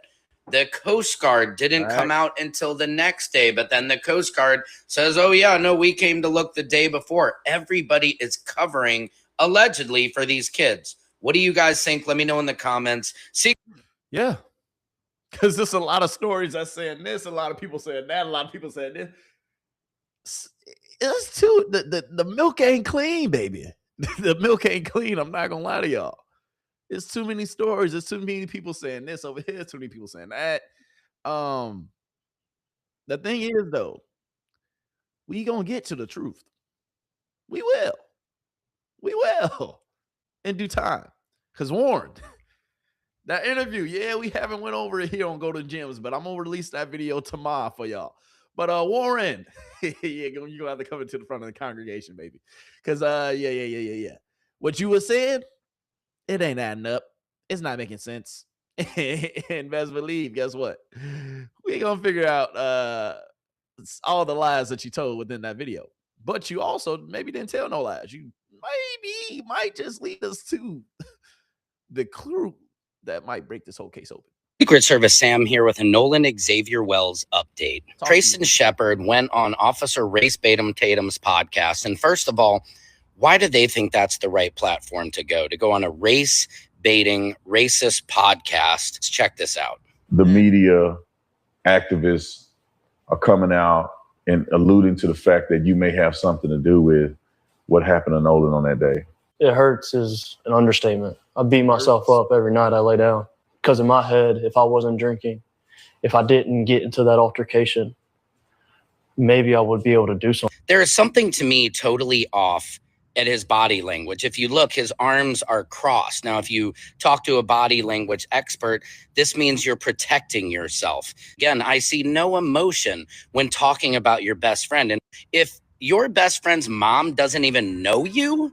So his mom got on TV, as everybody has seen, and said that she didn't know me. And man, that can't be farthest from the truth. So first of all, we don't know Tristan. We've never met him. To say, best friend, childhood friend, that's a bit of a stretch. And another thing, calling your best friend's mom a liar is the exact opposite way of supporting your best friend.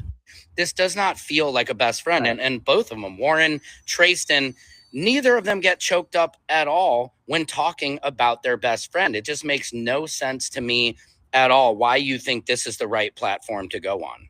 He called me at 11 o'clock on the 4th to see where I was parked at. He called you from the island at 11 o'clock, but he didn't arrive there till 11:15. How does that work? Now, he claims that there's no racism. Our friend group is diverse from the max. We have a mixed guy. I mean, we had Nolan in our friend group. There's an Asian a part of our friend group. There's a Latino that they're trying to perceive as white. He's truly authentic Mexican. His parents are from Mexico. They came over legally and they did everything right, and he's been here since. Oh, bro, I'm not gonna lie to y'all, bro. That kid interview, that Tristan, whatever the hell your name is, that interview pissed me off, bro, because it seems just so unauthentic. And it seemed like you just putting on the front with your hands crossed like here. Dog, we can read right through it, bro. You sound like you're lying. You look like you're lying.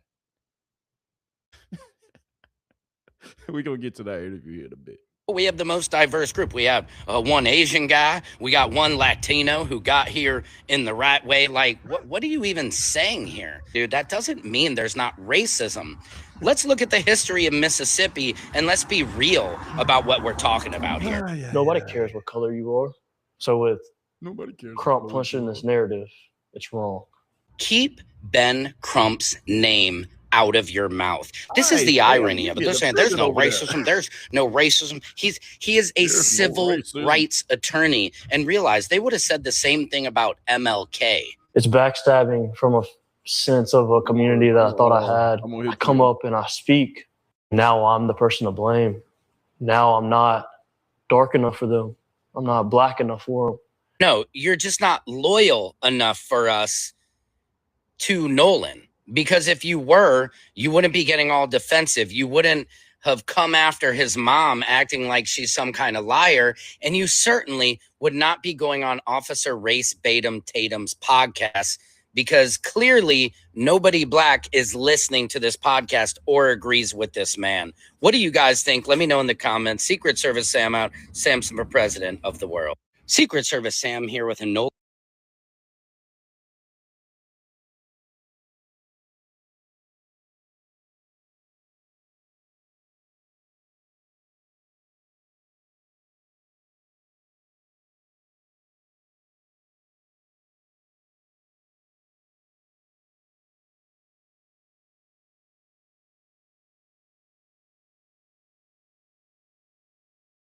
I'm on mute and I'm talking. My bad, y'all. But yeah, this guy, this interview that he did, holy. Let's see if I can find a part. Like, I've done my part of the good, and I'm willing to help any other with that interview pretty well. They made it sound a lot worse. And I know for a fact, most of that interview, you can't understand me because I was in tears the entire time talking about it. When he asked me about Nolan's death, and he put it if you listen to it carefully, he cuts it and I just say die. Nobody want to see him die. Don't talk like that, man. That's not what I said. I did say died during at one point in our interview, but I said we didn't want to see his life being taken from us. Period. Yeah, we heard that part, my guy. They didn't put that. They twisted some things around, and they almost made a different narrative to where it's like now people are coming out. Stolen permission to do it next year. Generally speaking, man, like I'm worried about my family's safety, but I have no regrets in what I've done and what I've said. Not one. I'm worried about my family's safety. About it all, and it killed home. This isn't something I'm just watching through me. That kind of stood out to me. There was a big contradiction on television. Was you said in your interview that you were really, really good friends with Nolan. I found his best friend. Nolan's mother said on television that as if she don't even know you and she don't know who you are, and you're definitely not, at least is what she alluded to, you're definitely not his best friend. So what's the truth in that? And how did that affect you? How did that make you feel? So she originally touched and she said that we weren't childhood best friends. And she's not wrong. She's not wrong. I moved to Ocean Springs in 9th grade. I met Nolan in 9th grade. I ain't gonna lie to y'all. This whole like little plot twist, the whole little like scenario, all this shit sound like it can be a fucking movie. Like, if I'm really being honest, bro, everything that's going on within this case, everything that's going on with his friends coming out and speaking on podcasts, bro, this is something out of a fucking 2026 movie. Not even gonna lie to you. Not even gonna lie to you. But what he goes on here to say, he basically calls Nolan's mom a liar. He basically says that I don't care what she say, Nolan was my best friend. And he basically also comes out and says, I'm so shocked. Like, dog, this guy right here, he's probably the worst. Like, even Warren interview, we can punch a lot of holes in what he said. But this dickhead right here, he didn't even need to be interviewed because everything he said was irrelevant. But let's go ahead and watch it anyway. I've stated in my Rolling Stone interview. What's the truth in that? And how did that, what she alluded to, you're definitely not his best friend. So what's the truth in that? And how did that affect you? How did that make you feel? So she originally touched and she said that we weren't childhood best friends. And she's not wrong. She's not wrong. I moved to Ocean Springs in 9th grade. I met Nolan in 9th grade, as I've stated in my Rolling Stone interview. Nolan was my best friend, though. She can believe it or not, that was my best friend. No. What you mean she can believe it or not? Dog, it's his mama. If you was my friend, I'm pretty sure my mama would know. If you was my friend, I'm pretty sure my mama would know who my best friends are. That's on the Leylon. I don't know how to say your name, but what's up? I appreciate the follow. Make sure y'all follow, like, subscribe. We're gonna go ahead and continue to get into this. Make sure you hit that follow button though. Make sure you go ahead and like, make sure you leave a comment as well. Because I want to hear y'all chiming in. Because am I tripping or not? But why is he basically calling his mama a liar? Let's continue. Me and her never had a sit down in depth conversation like me and you're having now. It was always, hey, how are you doing? I've been to her house multiple times. I've taken Nolan to school multiple times. I've left my vehicle at her house multiple times, even including the new vehicle I just got has gotten left at her house for 2 days. What? And I just got it. I haven't even had it for 4 months. My vehicle before that stayed at her house for almost a week. Me and her son went on trips together. We went to Florida for spring break together. When you say together, dog, it might not be together. Maybe you got this illusion in your head where maybe you just one of the many part of the friend group. You just one of the you just a homie in the friend group, but for you to say you Nolan best friend, and for his mama to literally blatantly say, no, we don't really even know him like that.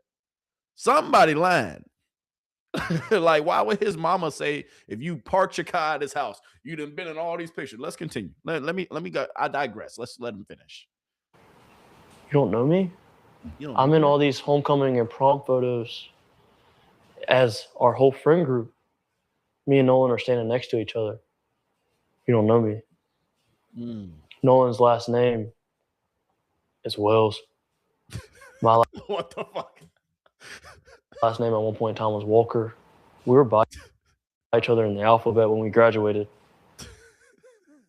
What the fuck does that have to do with anything? Nolan's last name is Wells. My last name was Walker. We were by each other when we graduated from that. Y'all was by each other and y'all sat next to each other at a graduation, bro. And that makes y'all best friends. You was in the same pictures as y'all take group pictures as a group when you go to prom, when you go. And somebody lying. But for you to call his mama and say that she a liar, though, some nerve. And the way you even talking is like, I ain't gonna lie, dog. It's unauthentic and it sound like you're lying. But we gonna let this, we gonna let him ride. Come on, let's continue. Man, that's mind-boggling. It's insane. Me and Nolan have multiple classes together. Me and Nolan has always stayed tight. Nolan has always known that he could call me whatever. And like I've mentioned, like I got a new phone number 2 months ago. Nolan was the only friend that had my phone number out of the friend group, and I still call them my best friends. But we communicate on other social medias. But it's like no one called me on the. Even with you saying that, you ain't gonna get your homies. Even if y'all texting, y'all communicating on social medias, dog, your homies ain't got your number. You get a new phone number, you ain't gonna send it to the homies, to the bros. See, everything you said, little homie, I'm not liking it. It's not really adding up. Even look at your faces you making. You that mad because his mama said that she don't know you? The fact that you is this mad basically proves her right. Just saying. Day to meet up with me on the 4th out there. But we weren't good friends. We weren't close friends. And when I say best friend, man, I don't want to take away anybody how close they were to Nolan. But when I think of a best friend, I think of Nolan. Somebody I can call, somebody. If you study body language, what you trying to keep safe, bro? If you study body language, if you know anything about body languages, why are you sitting like this? What you protecting, big dog? A secret? Interesting. Because that's a defensive sit. You protecting yourself from something, huh, big dog? I know a little bit about body languages, but you know. That I've stayed up and I've cried to. That was one of my best friends, generally speaking. She might not think it. That's okay. Me and Nolan knows where we stand with each other. And period. And Nolan knows that. Yeah, I appreciate you sharing that. He said, I appreciate you sharing that. No, we don't. We don't. Interviewing with me, right? You know, we came out here to Mississippi. We don't let it play for 2 We just want to give the boys a voice, give you guys a voice. And out of I'd say all the other outlets that you could have spoken to, why do you feel that you wanted to talk to me tonight? Honestly, I'm a big fan. I know. What the fuck? Bro, you a big fan. Bro, you coming on his podcast talking to him about somebody, a friend who passed away, and you came on there because you a big fan? That's your first response. So you came on his platform because you're a big fan instead of coming on his platform because I wanted to tell the truth about what my side and how I knew Nolan. I wanted to get the truth out there about my friends and my friend group that I've grown to learn. That's a response that you give. But to his question, let's rewind it. What was the question? I'd say all the other outlets that you could have spoken to, why do you feel that you wanted to talk to me tonight? Honestly, I'm a big fan. I know. Motherfucker. All right, we done. We done. Hey, chat, we done, baby. We done. He said he a big fan. What you a big fan of? Dog, your best friend just died. Your supposedly best friend. The friend who you calling out his mama because she said that they ain't know you. That friend. And the first thing you say to why you came on my man's podcast, a right-winger, somebody that's a Donald Trump lover. Ain't nothing wrong with loving Donald Trump. If you love Donald Trump, hey, whatever floats your boat. That's between you and your God and you and yourself. But with him specifically, Officer Tatum, he's a different kind of guy. He's not my kind of guy. I'm just saying. And your response to him asking you, let's listen to it one more time. Maybe I'm tripping, y'all. Chad, am I tripping? Let's listen to his response one more time. That you, all the other outlets that you could have spoken to, why do you feel that you wanted to talk to me tonight? Honestly, I'm a big fan. I know. Motherfucker, I'm not tripping. that eliminates everything you said, dog. Because it don't matter what you say. You're a big fan. So you out here trying to get some fame and some publicity. For what? Off your friend Def, who is your best friend? Motherfucker. Excuse my French, y'all. I don't even curse like that, but dog, you tripping, dog. Can we please? What are they talking about? What are we really talking about? Like, come on, chat. Hey, chat, am I tripping? So, let me know in the chat. Am I tripping right now? Because he's saying he a big fan. Is that the response that you give when you out here searching for answers because your friend passed away? Or you out here really out here just trying to get the message of I don't want like I'm at a loss for words, bro. This motherfucker said I'm a big fan. And y'all believe in some. Y'all believe in his friends? No. We wanted to other voice, give you guys a voice. And I'd say all the other outlets that you could have spoken to, why do you feel that you wanted to talk to me tonight? Honestly, I'm a big fan. I know when I look at news articles, big news articles, obviously, and then I know you talk on them, I make sure I watch the full thread of videos. I think our morals align alike. And our morals align alike. And when we spoke off camera, like it didn't seem like you were out here like another news reporter that just wanted to. Yeah, dog. I don't want to hit nothing else you got to say, big dog. I don't want to hit nothing else you got to say, baby. Not going to lie to you. Not going to lie to you. Because, dog, what are you talking about? What are you talking about? Oh, my goodness, y'all. And then you got friends like Wyatt snitching. Oh, shit. Hold on. Where's my audio? My bad, y'all. Hold on. Where's that? Where's my audio? Hold on. Oh, hold on, y'all. Hold on. Bear with me, chat. What they on with me? Because Warren out here snitching too. Well, Triton, he just out here. But Warren's snitching. So we at least can listen to Warren, right? Right? Nolan was on Wyatt Pyron's 22 Triton. On the way out, I went with my. Nolan was on Wyatt Pyron's 22 Triton. On the way out, okay.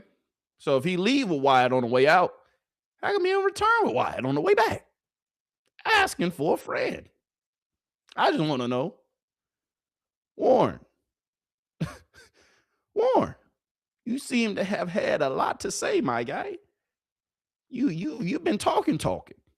So I'm just curious. I'm just curious. So he went with Wyatt. He left with Wyatt, right? Wyatt. How come he ain't returned with Wyatt? I'm asking for a friend.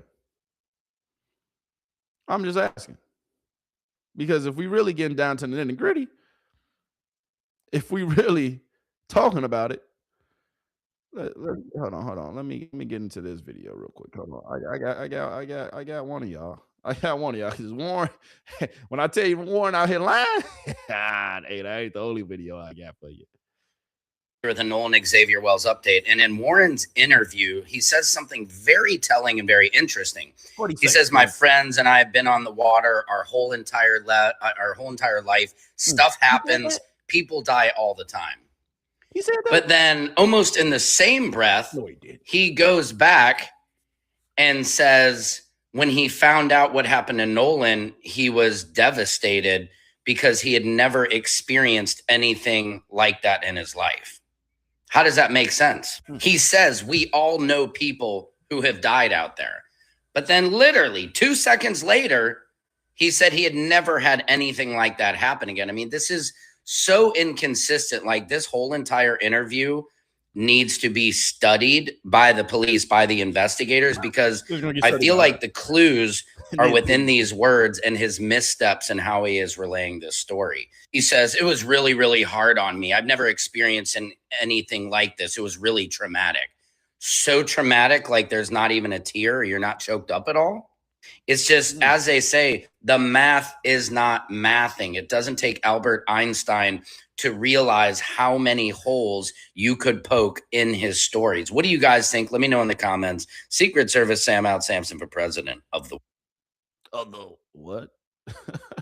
But don't he got a point though? Because we talking about Warren, right? let me go ahead. Hey.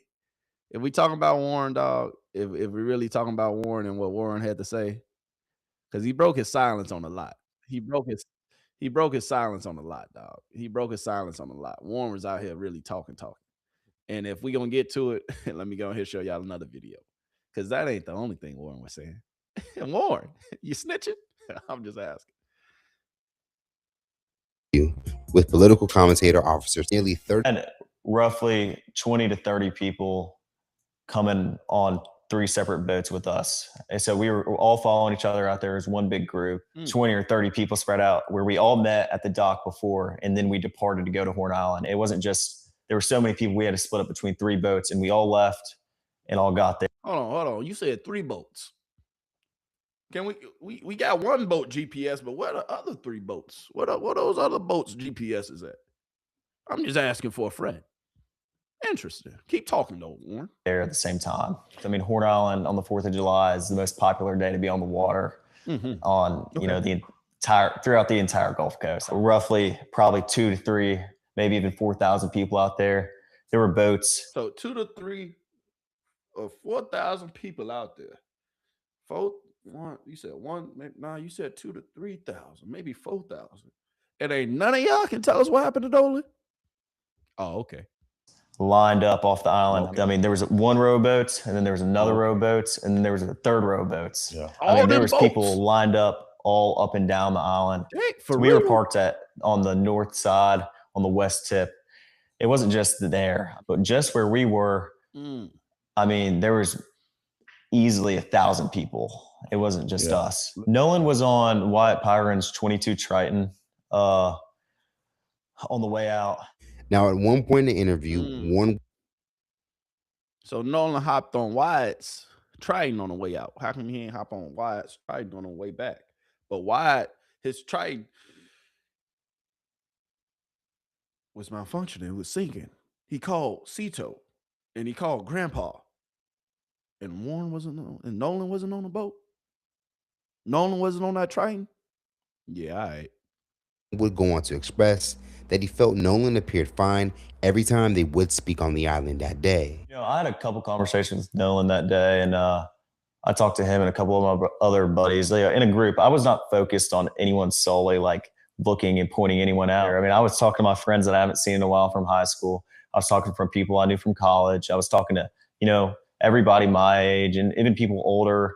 I mean, it was just a regular thing. We're all used to this. We've been out to the islands before. My buddies don't just go out to the island on 4th of July, but they go out, every weekend. I talked to Nolan, and, Nolan was drinking. Everybody was drinking, most of everybody.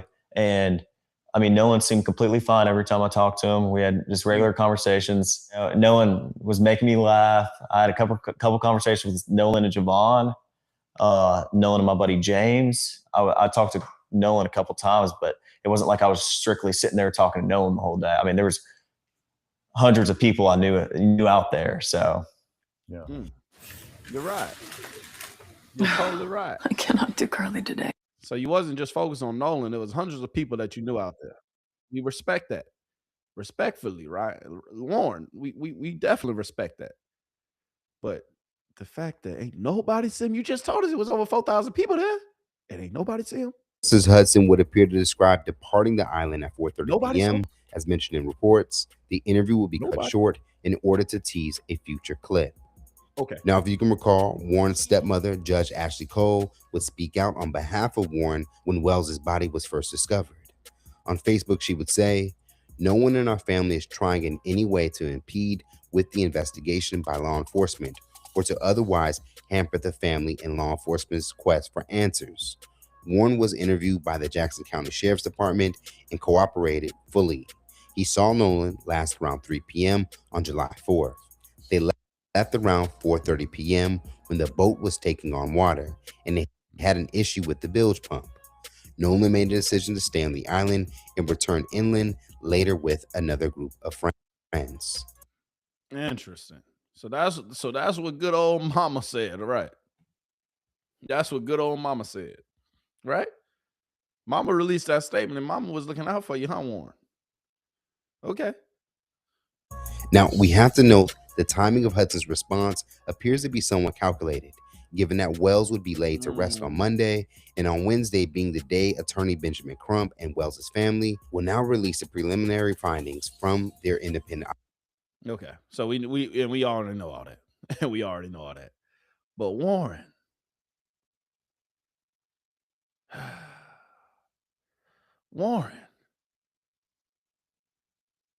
what do you and your friends though? What do you and your friends think? What happened to Nolan? And I want you to give me the answer straight up. Like, tell me how it is. What do you think happened to Nolan, Warren? Talk to me, Warren. Right? Because you talking. Talk to me. Being a really good friend of yours, really good friend of all of you guys. Some of you guys have been accused of killing him. Obviously, he was somebody you knew, somebody you spent a lot of time with. With all that has gone on, if Nolan was here, what do you think he would say about all this? I think Nolan. Oh my goodness. Hold on. Wrong clip. Jesus Christ.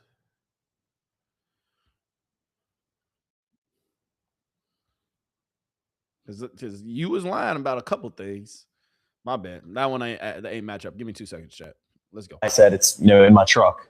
Like, because everybody who left stuff on the boat was saying, I didn't even touch Nolan's phone. None of us touched Nolan's phone until somebody took it off the boat and put it in Wyatt's truck. And then somebody took it off the boat and put it in Wyatt's truck. And then Wyatt's boat, so Wyatt put it in his truck. Like Wyatt said it's, in my truck. Like, because everybody who left stuff on the boat was saying, I didn't even touch Nolan's phone. None of us touched Nolan's phone until somebody took it off the boat and put it in Wyatt's truck. And then somebody took. So if nobody touched Nolan's phone, didn't somebody have to touch it to take off the boat? And then didn't somebody else have to touch it and put it in Wyatt's truck? So somebody took it off the boat and then Wyatt put it in his truck. So that means 2 people actually touched it. I'm just saying.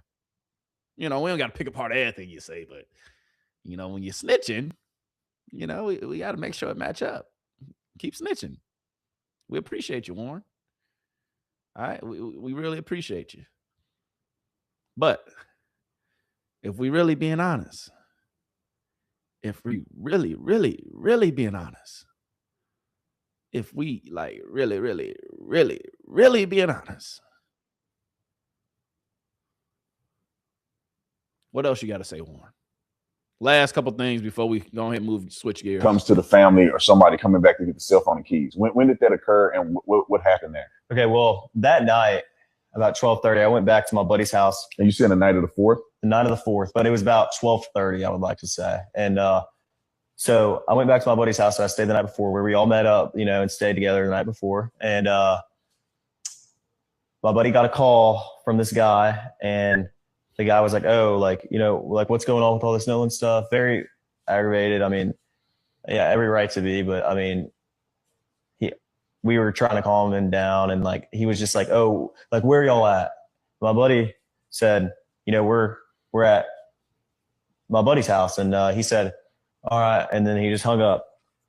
And so about 30 minutes later, I'd like to say, all of a sudden the door just got open and slammed, and there was a girl who walked in, and like probably about 8 or 9 guys behind her, and then another mom, which was Javon's mom. And who's Javon? I want to put that in perspective.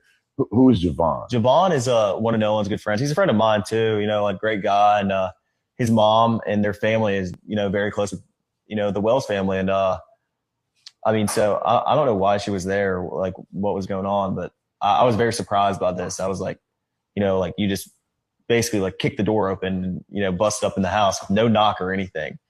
So is Javon black or white? Javon's mixed. I mean, I don't. Yeah, I guess he's mixed. Yeah. So, but he's not white. No, he's not white. Just white. Yeah. Or all white, I guess you might call it. Yeah. So then they come in the house. Do you know any of these people? Why does it matter? You I know some you of the said guys. the mom, but do you know anybody else? I've seen the mom before, and I know most of them. Most of the guys went to high school with me, and like I'm friends with some of the guys. I mean, I know some of them. So eventually, like things started to get heated, and I was just like a guy I was friends with in high school. He was like, "Man, come outside with me," and I was like, "All right."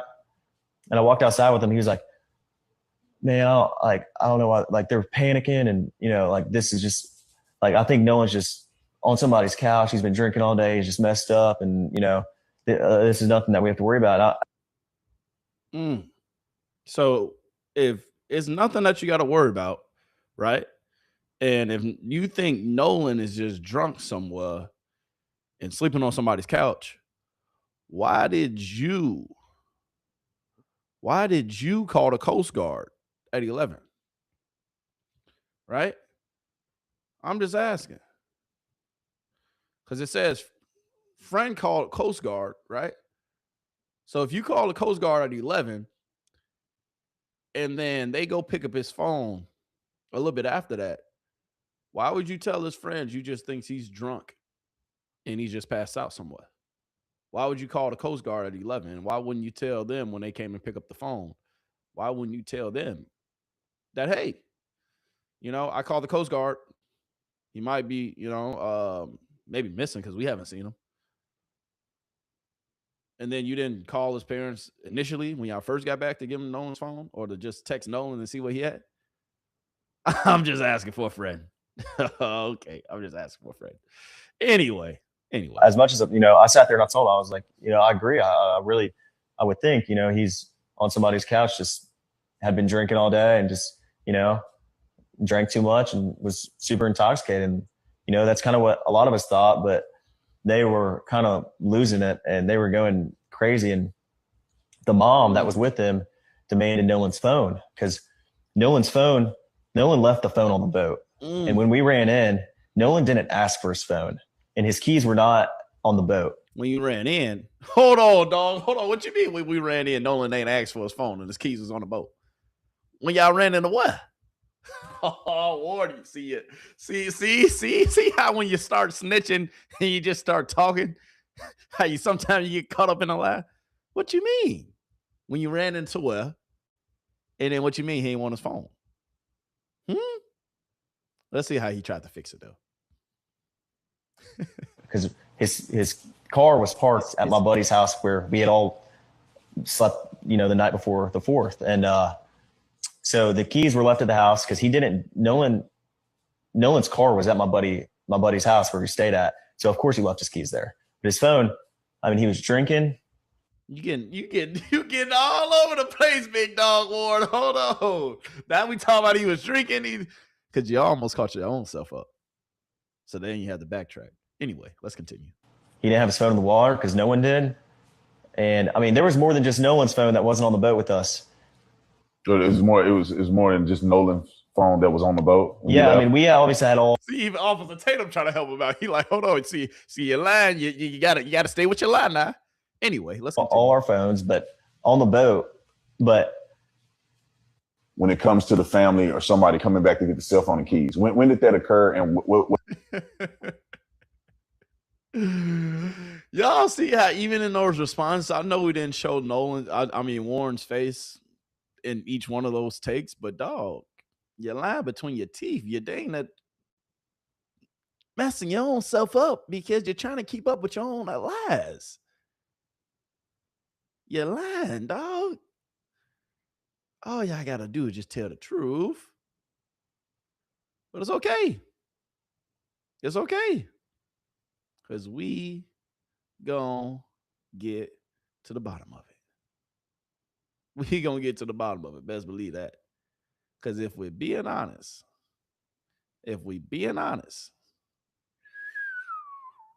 somebody's in trouble. And it's hard to keep up with so many lies. It's real hard to keep up with some of these lies y'all telling. I'm just saying. Anyway, hold on. Another video might be coming for y'all. Let me fact check this real quick. Make sure this is the right one.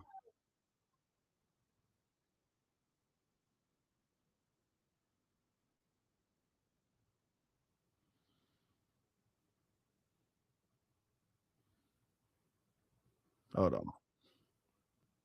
All right, all that's irrelevant. All right. What did y'all learn today? What have we learned so far? Break it down. What did we learn today in Bedroom Law School? We learned that Bart is in a lot of trouble. Wyatt, lot of trouble. Warren, lot of trouble, but not as much trouble as fucking Bart, bitch. Not as much trouble as fucking Bart, bitch. And now, it's only a matter of time. We're going to have to take Jackson. Now's your chance to go tell him what happened and get out of it because we're going to figure it out. Anyway, I didn't show y'all the whole sequence of videos that she posted today, but she was kind of on point with a lot of stuff she posted today. Do we want to get into that?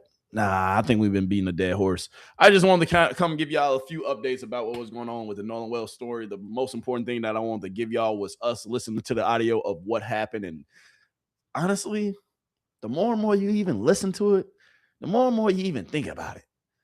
It's just like, really? Like, y'all couldn't even answer simple questions that the dispatcher was telling y'all. And with that being said, it's like, man, something's not adding up. Let's just show this video one more time. Assistant, Vicky speaking. How can I help you? Hey, we're at the west tip of Horn, and our bilge pump stopped working. We're sinking. Can y'all please come? We have a membership. All right, of course. How far is the water coming up, sir? Can you give me a description? Ankles? Hello? Hey. Yes. How far is the water coming up, sir? It's coming up. We're just sinking. I don't know. Like we're going down now. Detail assistant. Can't just answer basic questions. Warren snitching.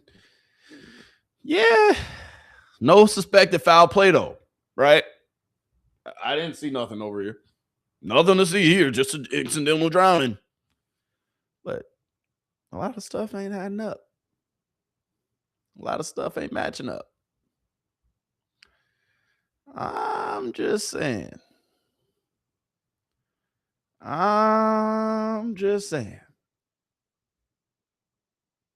getting interesting. It's getting interesting. I wouldn't lie to y'all. But it is just the beginning. So we're going to stay on this. I will have more updates for y'all tomorrow. And without further ado, can we get into some sports topics? Is that okay? Is that okay with y'all? So if you haven't seen some of my other Nolan Wells videos, just go ahead. Whether you're looking at this on whatever I said, whatever you're looking at this on. If you're looking at this on Kick, Twitch, or Relly Gemz Live, go ahead, just look at some of the previous videos I uploaded about Nolan Wells, and you can stay on track, and you can see some of the other videos that I showed that was key within this investigation, within this case that we're looking at.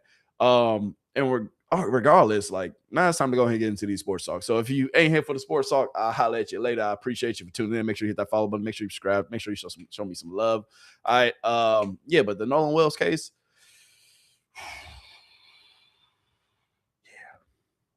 yes, one of them ones. And we will eventually get to the bottom of what happened. Promise you that. But without further ado, my guy Shedeur. Hey, that man Shedeur. Hey, y'all saw what he said he resigned at? That man Shedeur did the drip test earlier. What you got on? Show us some love to Cleveland. Let's go ahead. Let's hear from him. Hey, how you doing? Legendary. Damn, yes, sir. What's your name? Where you from? Shedeur Sanders, Cleveland, Okay. Ohio. Okay. Oh, Shedeur Sanders. He say he from Cleveland, Ohio. Oh, snap. Can we drop a bomb for Shedeur showing Cleveland some love, even though he didn't have to? Let's go. Anyway, Shedeur. Cleveland, Ohio is in the house. Stop playing with them, man. You see the fit. Describe it today. Fear of God 101, man. You know what I'm saying? Damn, fear of You God. got the ice on. Damn. I see. You know how it's going. Damn. You know how it's See the- going. Okay, Plain okay. whites on the feet, you know tradition. Okay, give anybody a style advice, what would it be? I would say be comfortable. I'm always comfortable everywhere I do. Everything I do, everywhere I go, I'm comfortable. We love that. We love that. When you're building your fits, where you start? I start with the vision. I start with the mind first. You know, the mind gonna tell you how to feel, and then you just put the rest on. Okay. Would you rather have a partner with style or funds? That's a great question. I hope both. Hey, I agree with that. Yeah, I don't think I gotta compromise, so I'm probably like 30 something. Okay. Love that. What's your favorite song at the moment? Favorite song? I'll say Turn Back by Shedeur Sanders. Okay. Let's go. You'll see it soon. Okay. What's your favorite meal? Favorite meal? I like work. Yeah, young man. Yeah. What's the feeling of your zodiac sign? The money sign. Thank you so much for your time, brother. Yeah, that's on Shedeur. Showing Cleveland some love. Where you from, Shedeur? Ohio. Yeah. But you still got a lot of people saying a lot of different things. Yeah. If I'm being honest, though, if I'm really being honest,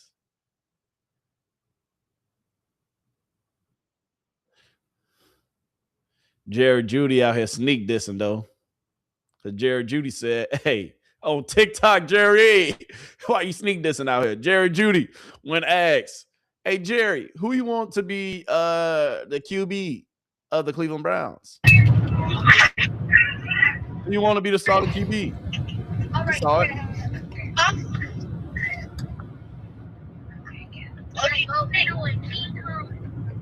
Who you want to be the starting QB?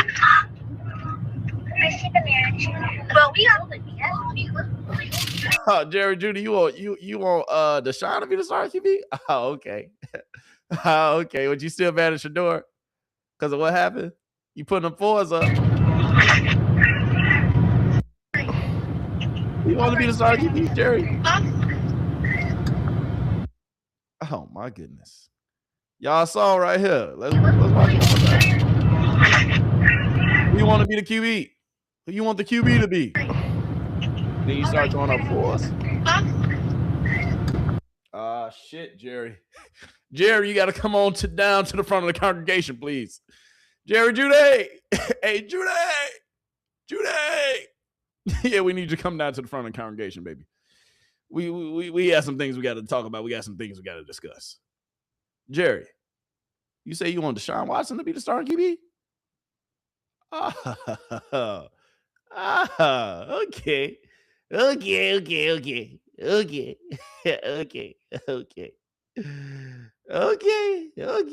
Okay. Jerry said he want Foe to be the starter QB.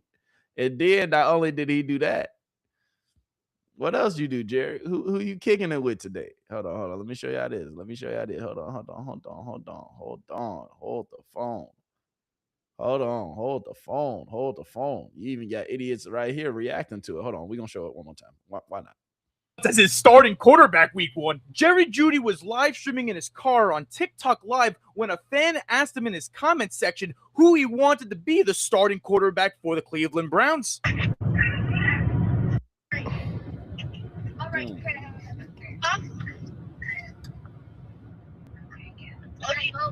Put up that phone, didn't he? He began flashing the number 4, in which number 4 is Deshaun Watson. He wants Deshaun Watson starting over Shedeur Sanders. And it may have something to do with this interaction Jerry Jeudy and Shedeur Sanders had when they were beefing on the sidelines during one of the games last year. So maybe there's some bad blood between the two, or... Yeah, it is. But we don't give a fuck about Jerry. Jerry going to be off the team next year anyway. Jerry, we appreciate you snitching though, and saying what you want to happen. Because guess what, Jerry, what you posted with Deshaun Watson earlier? Oh, Jerry, you and Deshaun out here kicking it. Hey, wrist game nice. All I got is an Apple Watch. Nothing crazy. I got the Cartier over there though, but it's okay. Yeah, at Jerry Jeudy, him and Deshaun Watson. Wrist is wristing. The wrist is wristing.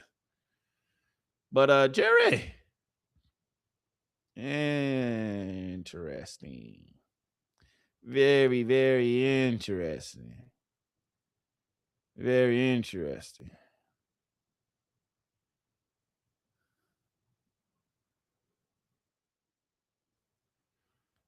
Damn, but Jerry, we can read in between the lines. So this Jerry trying to clear it up when he went TikTok Live. Jerry, it's too late.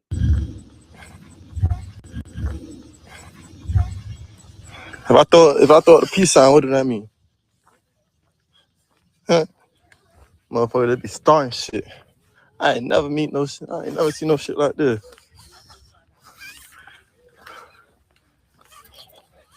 He said, motherfucker, just be trying to start tension with old teammates, man. All we trying to do is win football games and have fun doing it. You don't even sound believable, Jerry. Oh my goodness. Jerry, no. Don't fall into the trap. Don't fall into the trap, Jerry. Right there. I don't be saying nothing though, but I ain't saying nothing all year, I just try to keep lying and run off with these narratives and shit. Keep my mouth shut because ain't nothing to say. It's all lies, but nah, fuck that. Fuck that. I ain't gonna keep lying on this shit. But what up? Jerry, they ain't lying though. Because, dog, we just saw it at 4K. All right, let's watch it again. Maybe we tripping. All right. It said who you want in the comments. And then you kept on showing folks. Miss you on the Broncos. Who you want to be starting QB? All right. What you throwing up foes for? You ain't no foes. Come on, baby. You throwing it up for a reason.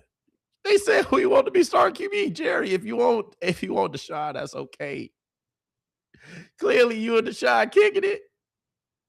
Hey, Jerry, you still mad at Shedeur from last season, dog? You still mad at Shedeur from last season, dog? It's okay. It's okay. It's okay. Because we see who you kicking it with. That's Deshaun. Y'all kicking it. Living our best lives. Come on, baby.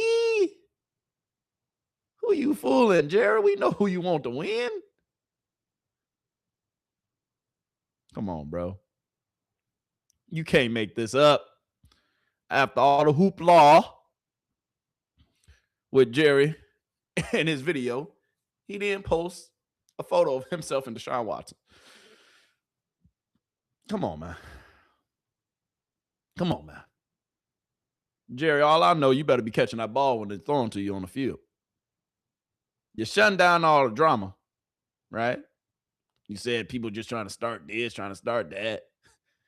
But dog, you started it. They asked you a simple question, who you want to be star QB? You said this. Come on, baby. Come on, baby.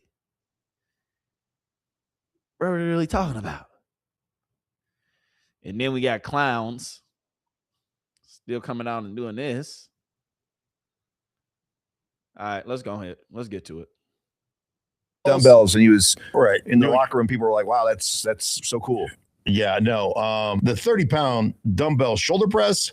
Let's just pump our brakes right there. When Bill Parcells was the head coach of the Dallas Cowboys, and he had that meeting with Tony Romo, and he said to Tony Romo, "Nobody wants a celebrity quarterback. Like, don't be a celebrity quarterback. Get on the grind, do your stuff." Like, stuff like that always concerns me a little bit with young guys who are more about, or the perception is you're more about building your brand than necessarily building your career. Shedeur's done it. I mean, he's been a celebrity quarterback from almost day one. Yeah, since the time he got into college football. He's done pretty well. Yeah, no, I mean, he did slip from a potential first rounder to a fifth rounder. 30-pound dumbbells. Interesting. But when your name is an algorithm and y'all mad at him lifting 30-pound dumbbells, right? Y'all mad at Shedeur. So if you haven't seen the video, this is the video.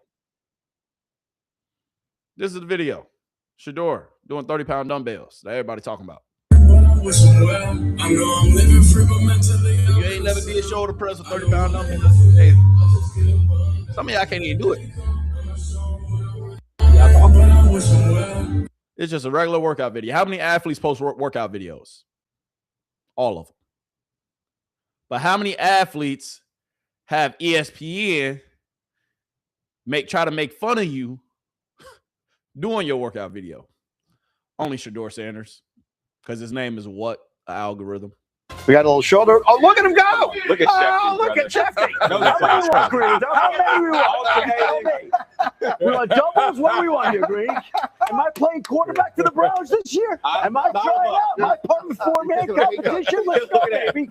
Let's go. And these are real. These are real. Just like that, Mike T gave me a pay cut. I was in there for that long. For the record, I know that everyone watching this is saying, "Oh, they probably just staged this." Those are really 30-pound weights. You know, I could none. I mean, I can do absolutely none. There's nothing to be said, but we got a little. So y'all doing segments of Shedeur Sanders lifting weights in the offseason? I know y'all got too much to talk about because it's the NFL offseason, but if we being for real, if we being honest, you only did that because his last name Shedeur Sanders. How many other quarterbacks post off-season workouts and off-season videos? A lot. How many other NFL players post off-season workouts, off-season videos? A lot. But we only mad at Shedeur Sanders. Come on, bruh. What are we talking about? What are we really saying? Like, y'all got to stop the nonsense. Like, Rex Ryan, we saw what you had to say the other day, right? Did y'all? Oh, yeah, Golden Just Media. You ain't hear me talk about this. So I guess I can touch on it a little bit. Just a little bit, you know. But Rex Ryan, you said the young fella was focused on what? He was too much about me than we, right?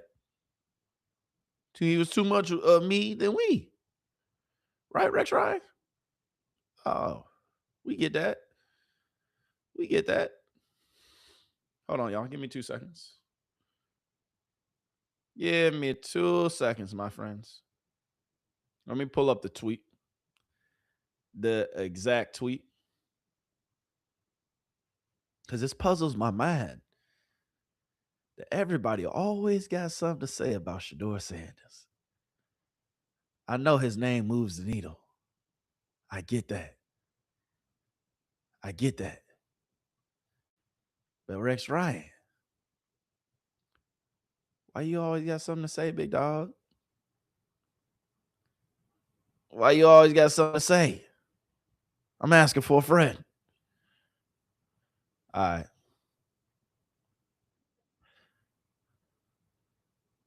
It is what it is. I can't find the tweet, but I'm going to find it in 2 seconds. Let's watch. Let's see what Shady had to say about it. The kid is from Deshaun Sanders' scrotum. Yeah. He gonna be a little me's. Nothing wrong with that. Why is on Shedeur so bad? Like, this is a photo shoot. You know what I mean? It's not about we on my photo shoot. It's about me on my photo shoot. I don't want to see nobody. I don't want to see Myles Garrett in my pictures. I want to see number 12 Shedeur Sanders. But stuff like this is gonna be in his room and his mom and dad's living room and his friends. Like, I don't know what it is with Rex and Shedeur. I think he's a team first guy. If you look at all what his teammates say about him, they always speak how great of a teammate he is. But god dang, dude, the kid is from Deshaun Sanders' scrotum. Yeah. He's gonna be a little me's. Nothing wrong with that. It's gonna be a little me. You feel me? My son, a little smart. He ain't as 2'5" as he's gonna get, but he loves himself too. You feel me? I just don't understand when you're an NFL player. Yes, I get it. It's a team thing. But, bro, it's the reason why you have one of the top 5 jersey sales, because it is about you, too. And one part is about the team when it's during the game, during the season. But on the off season, my friends and homeboys, I'm doing commercials and I'm doing all type of brand deals. Bro, it is about me. Facts. It's off season.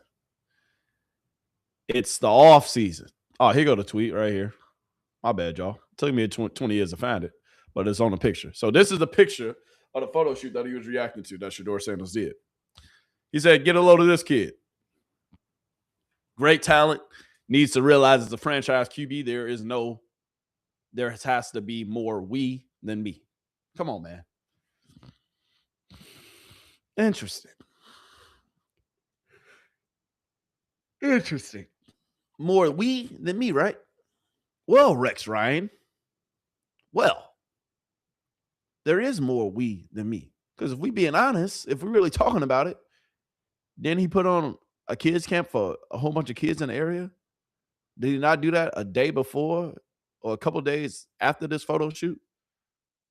So putting on a free camp for all the kids in the inner city and the kids around Cleveland, that's not a commendable thing. Y'all talk about all the negative stuff that he do, but how come you ain't talk about the kids camp that he had the other day? I'm just asking. Because we talk about all the negative, right? We talk about all the negative, but we ain't talk about the kids camp where he handed out diamond necklaces. Come on, bro. We ain't talking about the kids camp that he put on. Hey, we want to talk about everything that he doing just for himself. He hasn't released a song.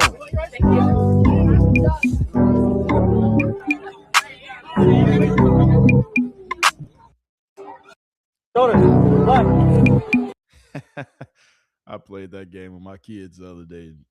That's crazy. But anyway, we ain't talking about that. Oh, right. Because it's positive. Him doing that for the innocent of kids. Him putting on a camp for kids, giving their away diamond necklaces for the kids. And once again, it was all free. We don't talk about that, but we talk about all this other stuff. Oh, okay. Because Shedeur, what you feel about this upcoming season? How you feel about it? I want to hear from you. My guy. So once the season starts, it's autopilot. Yeah. Consistency. That's it. I can't be consistent on the field and not have consistent in my personal life. Whatever you do in your personal life is going to bleed into how you feel. So if you discipline, you're going to be disciplined. You're going to make the right reads. You're going to do all this thing. If you have a lot of distractions, you're going to get distracted. You're going to think of the cornerback is backpedaling and he's really sitting. So it's like, I understand, you know, how real life translates to the game. And that's why I simplified everything for me to go out there and execute, to go out there and do what I could do. And I know I can. So that's all that matters, is just displaying for the world. Yeah. You know, it was just a tough year last year. So all my expectations, when I look back, I'm like, dang, at least I made it through there. At least I made some crazy plays out there. So it's like, I got it in me. All I got to do now is just show everybody else. So once Yeah. the season starts, Period. That's all you got to do. You got to show everybody else, but you got to prove yourself right. Because there's some people that's coming on to the bandwagon, potentially.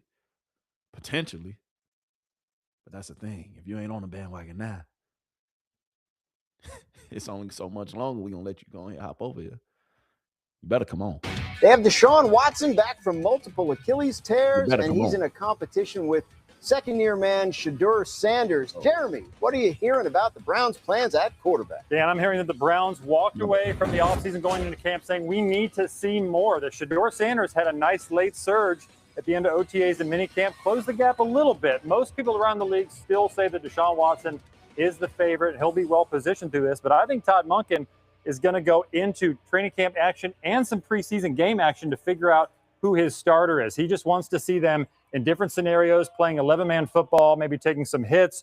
Who responds? This is a true camp battle, maybe more so than some of the others. The good news for the Browns, whoever the quarterback is, Quinshon Judkins, quick ad, running back hurt his ankle. I'm told he will be full go for the start of training camp. So who y'all got your money on? Deshaun Watson or Shedeur Sanders?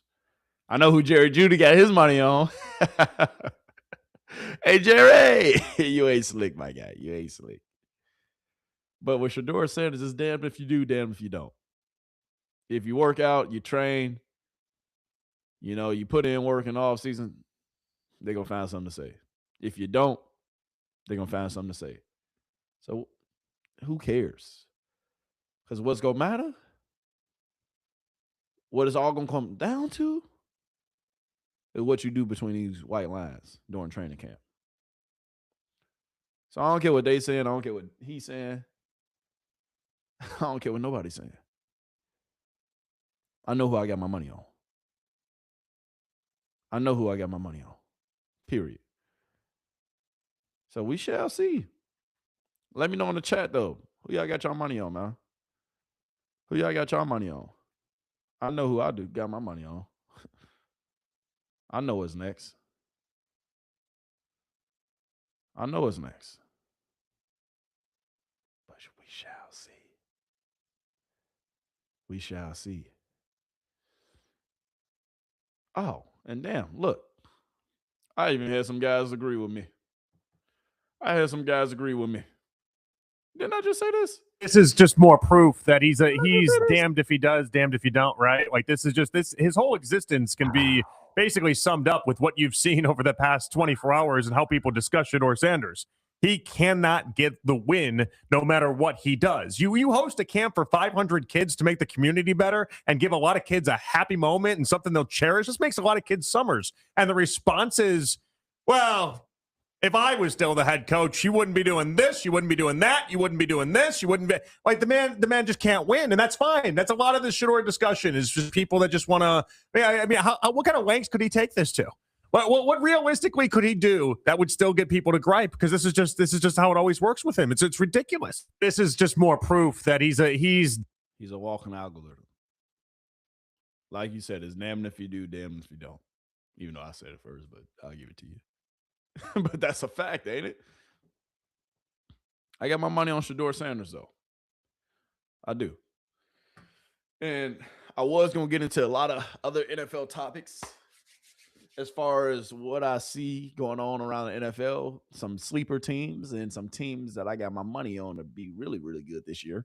But if I'm being honest, one of the first teams that I was going to have on my list is the Cleveland Browns. The Cleveland Browns have a revamped offensive line. Whole new starting five. They picked up first-round wide receiver in KC Concepcion. Jesus Christ. They picked up a second-round wide receiver in Denzel Boston. Harold Fannin was a goddamn monster last year. Got him in the second round last year. Him and Krishan Jenkins last year. They got weapons on that offense. And now if this offensive line can come together and they can gel, oh yeah, it's going to get scary.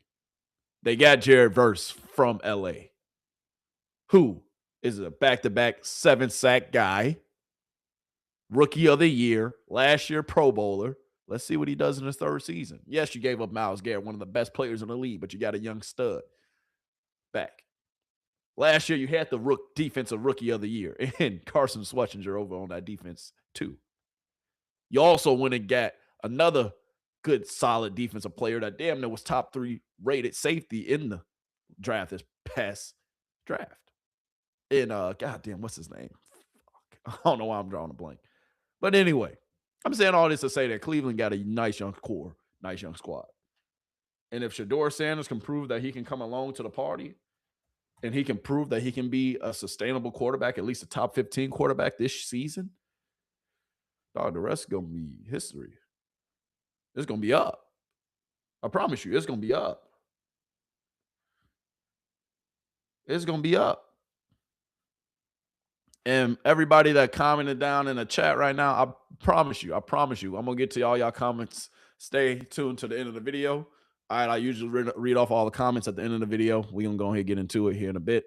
But everything that I'm saying to y'all, man, as far as the Cleveland Browns, Shedeur Sanders, dog, it's time. The tide is going to change in Cleveland. I promise you that. The Cleveland Browns will win at least 8+ games this season. I was going to damn near say 10, but I ain't going to push it. I promise you. With Shedeur Sanders starting, the Cleveland Browns going to do some damage this year. And they're going to wake a lot of goddamn people up. So, Jerry Judy, you can put your money on Deshaun. I got my money on Shedeur. How much we putting up? Come on now. Come on, man. We can talk about it. We going to talk about it. But regardless, though, man, oh, man. Man, oh, man. It's going to get interesting out in Cleveland this year, especially this offseason. We're going to be covering it every day. We're going to be talking about it every day. Y'all just stay tuned. It is only the beginning. Only the beginning.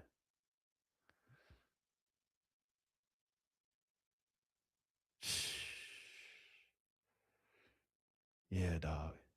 Yeah. Anyway, moving on. All right. Dang, we've been streaming for 2.5 hours. Man, it's past my bedtime around here, though. Let's look at some of y'all comments, though. Let's read some of the comments. All right, over on YouTube, I had somebody say they're innocent. Bro, what? They're not innocent. If you talk about the Nolan Wells case, dog, they're not innocent. They're not. Like, if it was just foul play, let me say this. If it was no suspected foul play, or if it was just a suicide, how come they just didn't release the autopsy already? And how come they didn't just say case closed? Because if it was just an incidental drowning, and if it was no foul play, don't you think they would just release all that information just to get us to shut up and stop talking about it? Think about it. If we really sit back and we really just analyze it. Dog, yes, that's exactly what they would say. No foul play suspected, drowning. Period. Point blank, leave it at that. But they didn't. Why? Because it's not that cut and dry. How come they kept back the neck? The neck. And bones within the neck. Is there something there? Guess we'll find out.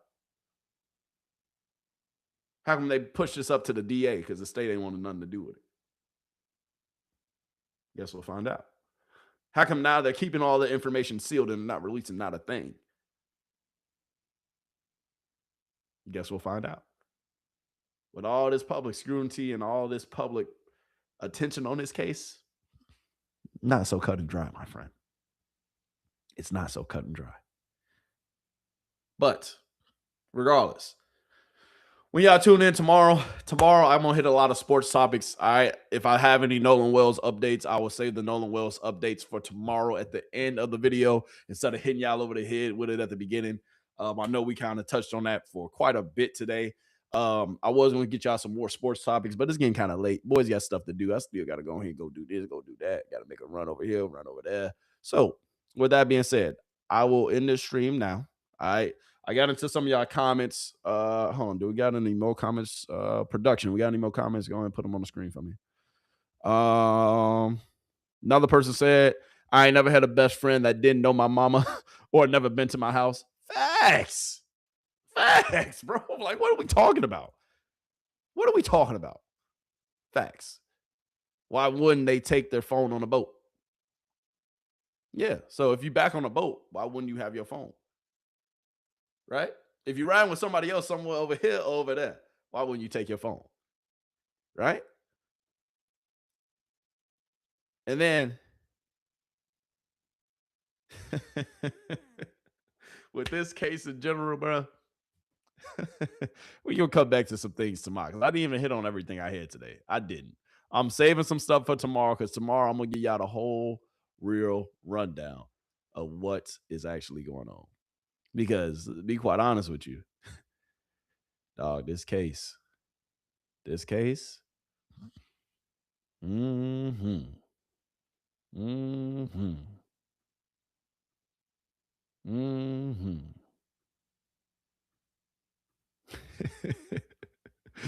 We just get started. I'm just gonna leave it at that. We are just getting goddamn started. But I hope y'all all had a blessed day though. Like I said, this Nolan Wells case, we're gonna continue to hit on it. We're gonna continue to talk about it. With a lot of things that's going on, in this world, I hope that y'all all just stay safe. Hope that y'all all living your best life. I hope that y'all all having a great summer and really having a fantastic summer. And at the end of the day, dog, like it is a beautiful, beautiful thing, dog. It's a beautiful thing. It's a beautiful, beautiful thing. I'm not gonna lie to you. And embrace your life. Love your life. And go live your best life. Go live your best life. Go live your best life. All right? All summer. Not just today, not just tomorrow. Every single day. Live your best life. Do what you want to do. And go after the things that you want to go after. All right? I got to put this laptop up. Yeah.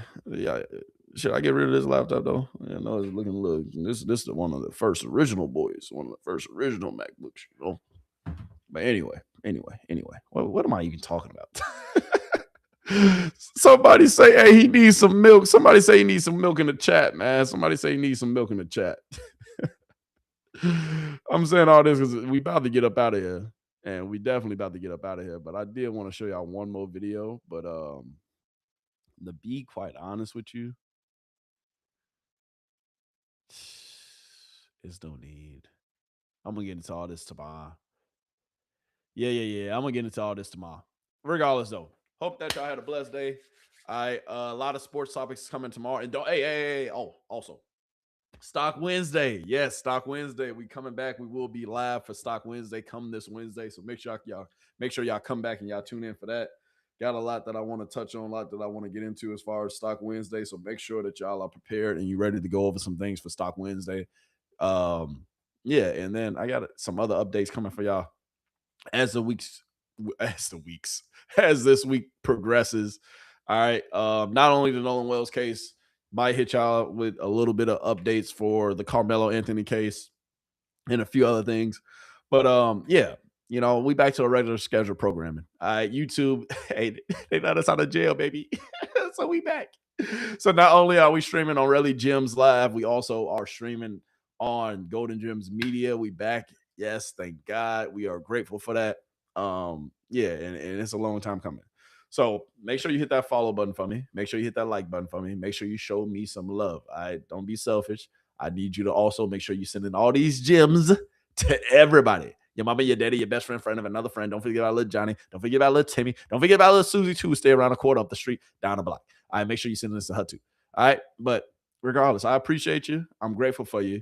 We're going to get into a lot more things tomorrow, so make sure you stay tuned tomorrow. Actually, tomorrow I might have 2 shows for you. Might have a show update for you in the morning. Might hit on some Nolan Wells stuff tomorrow morning.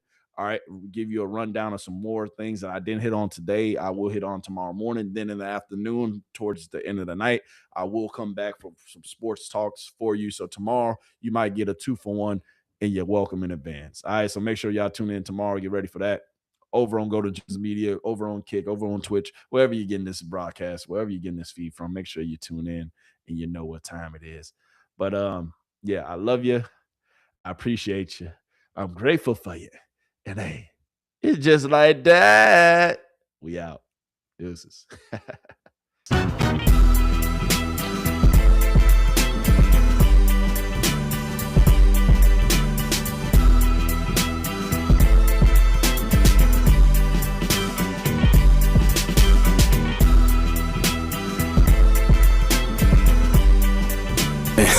Hey, we live now, really.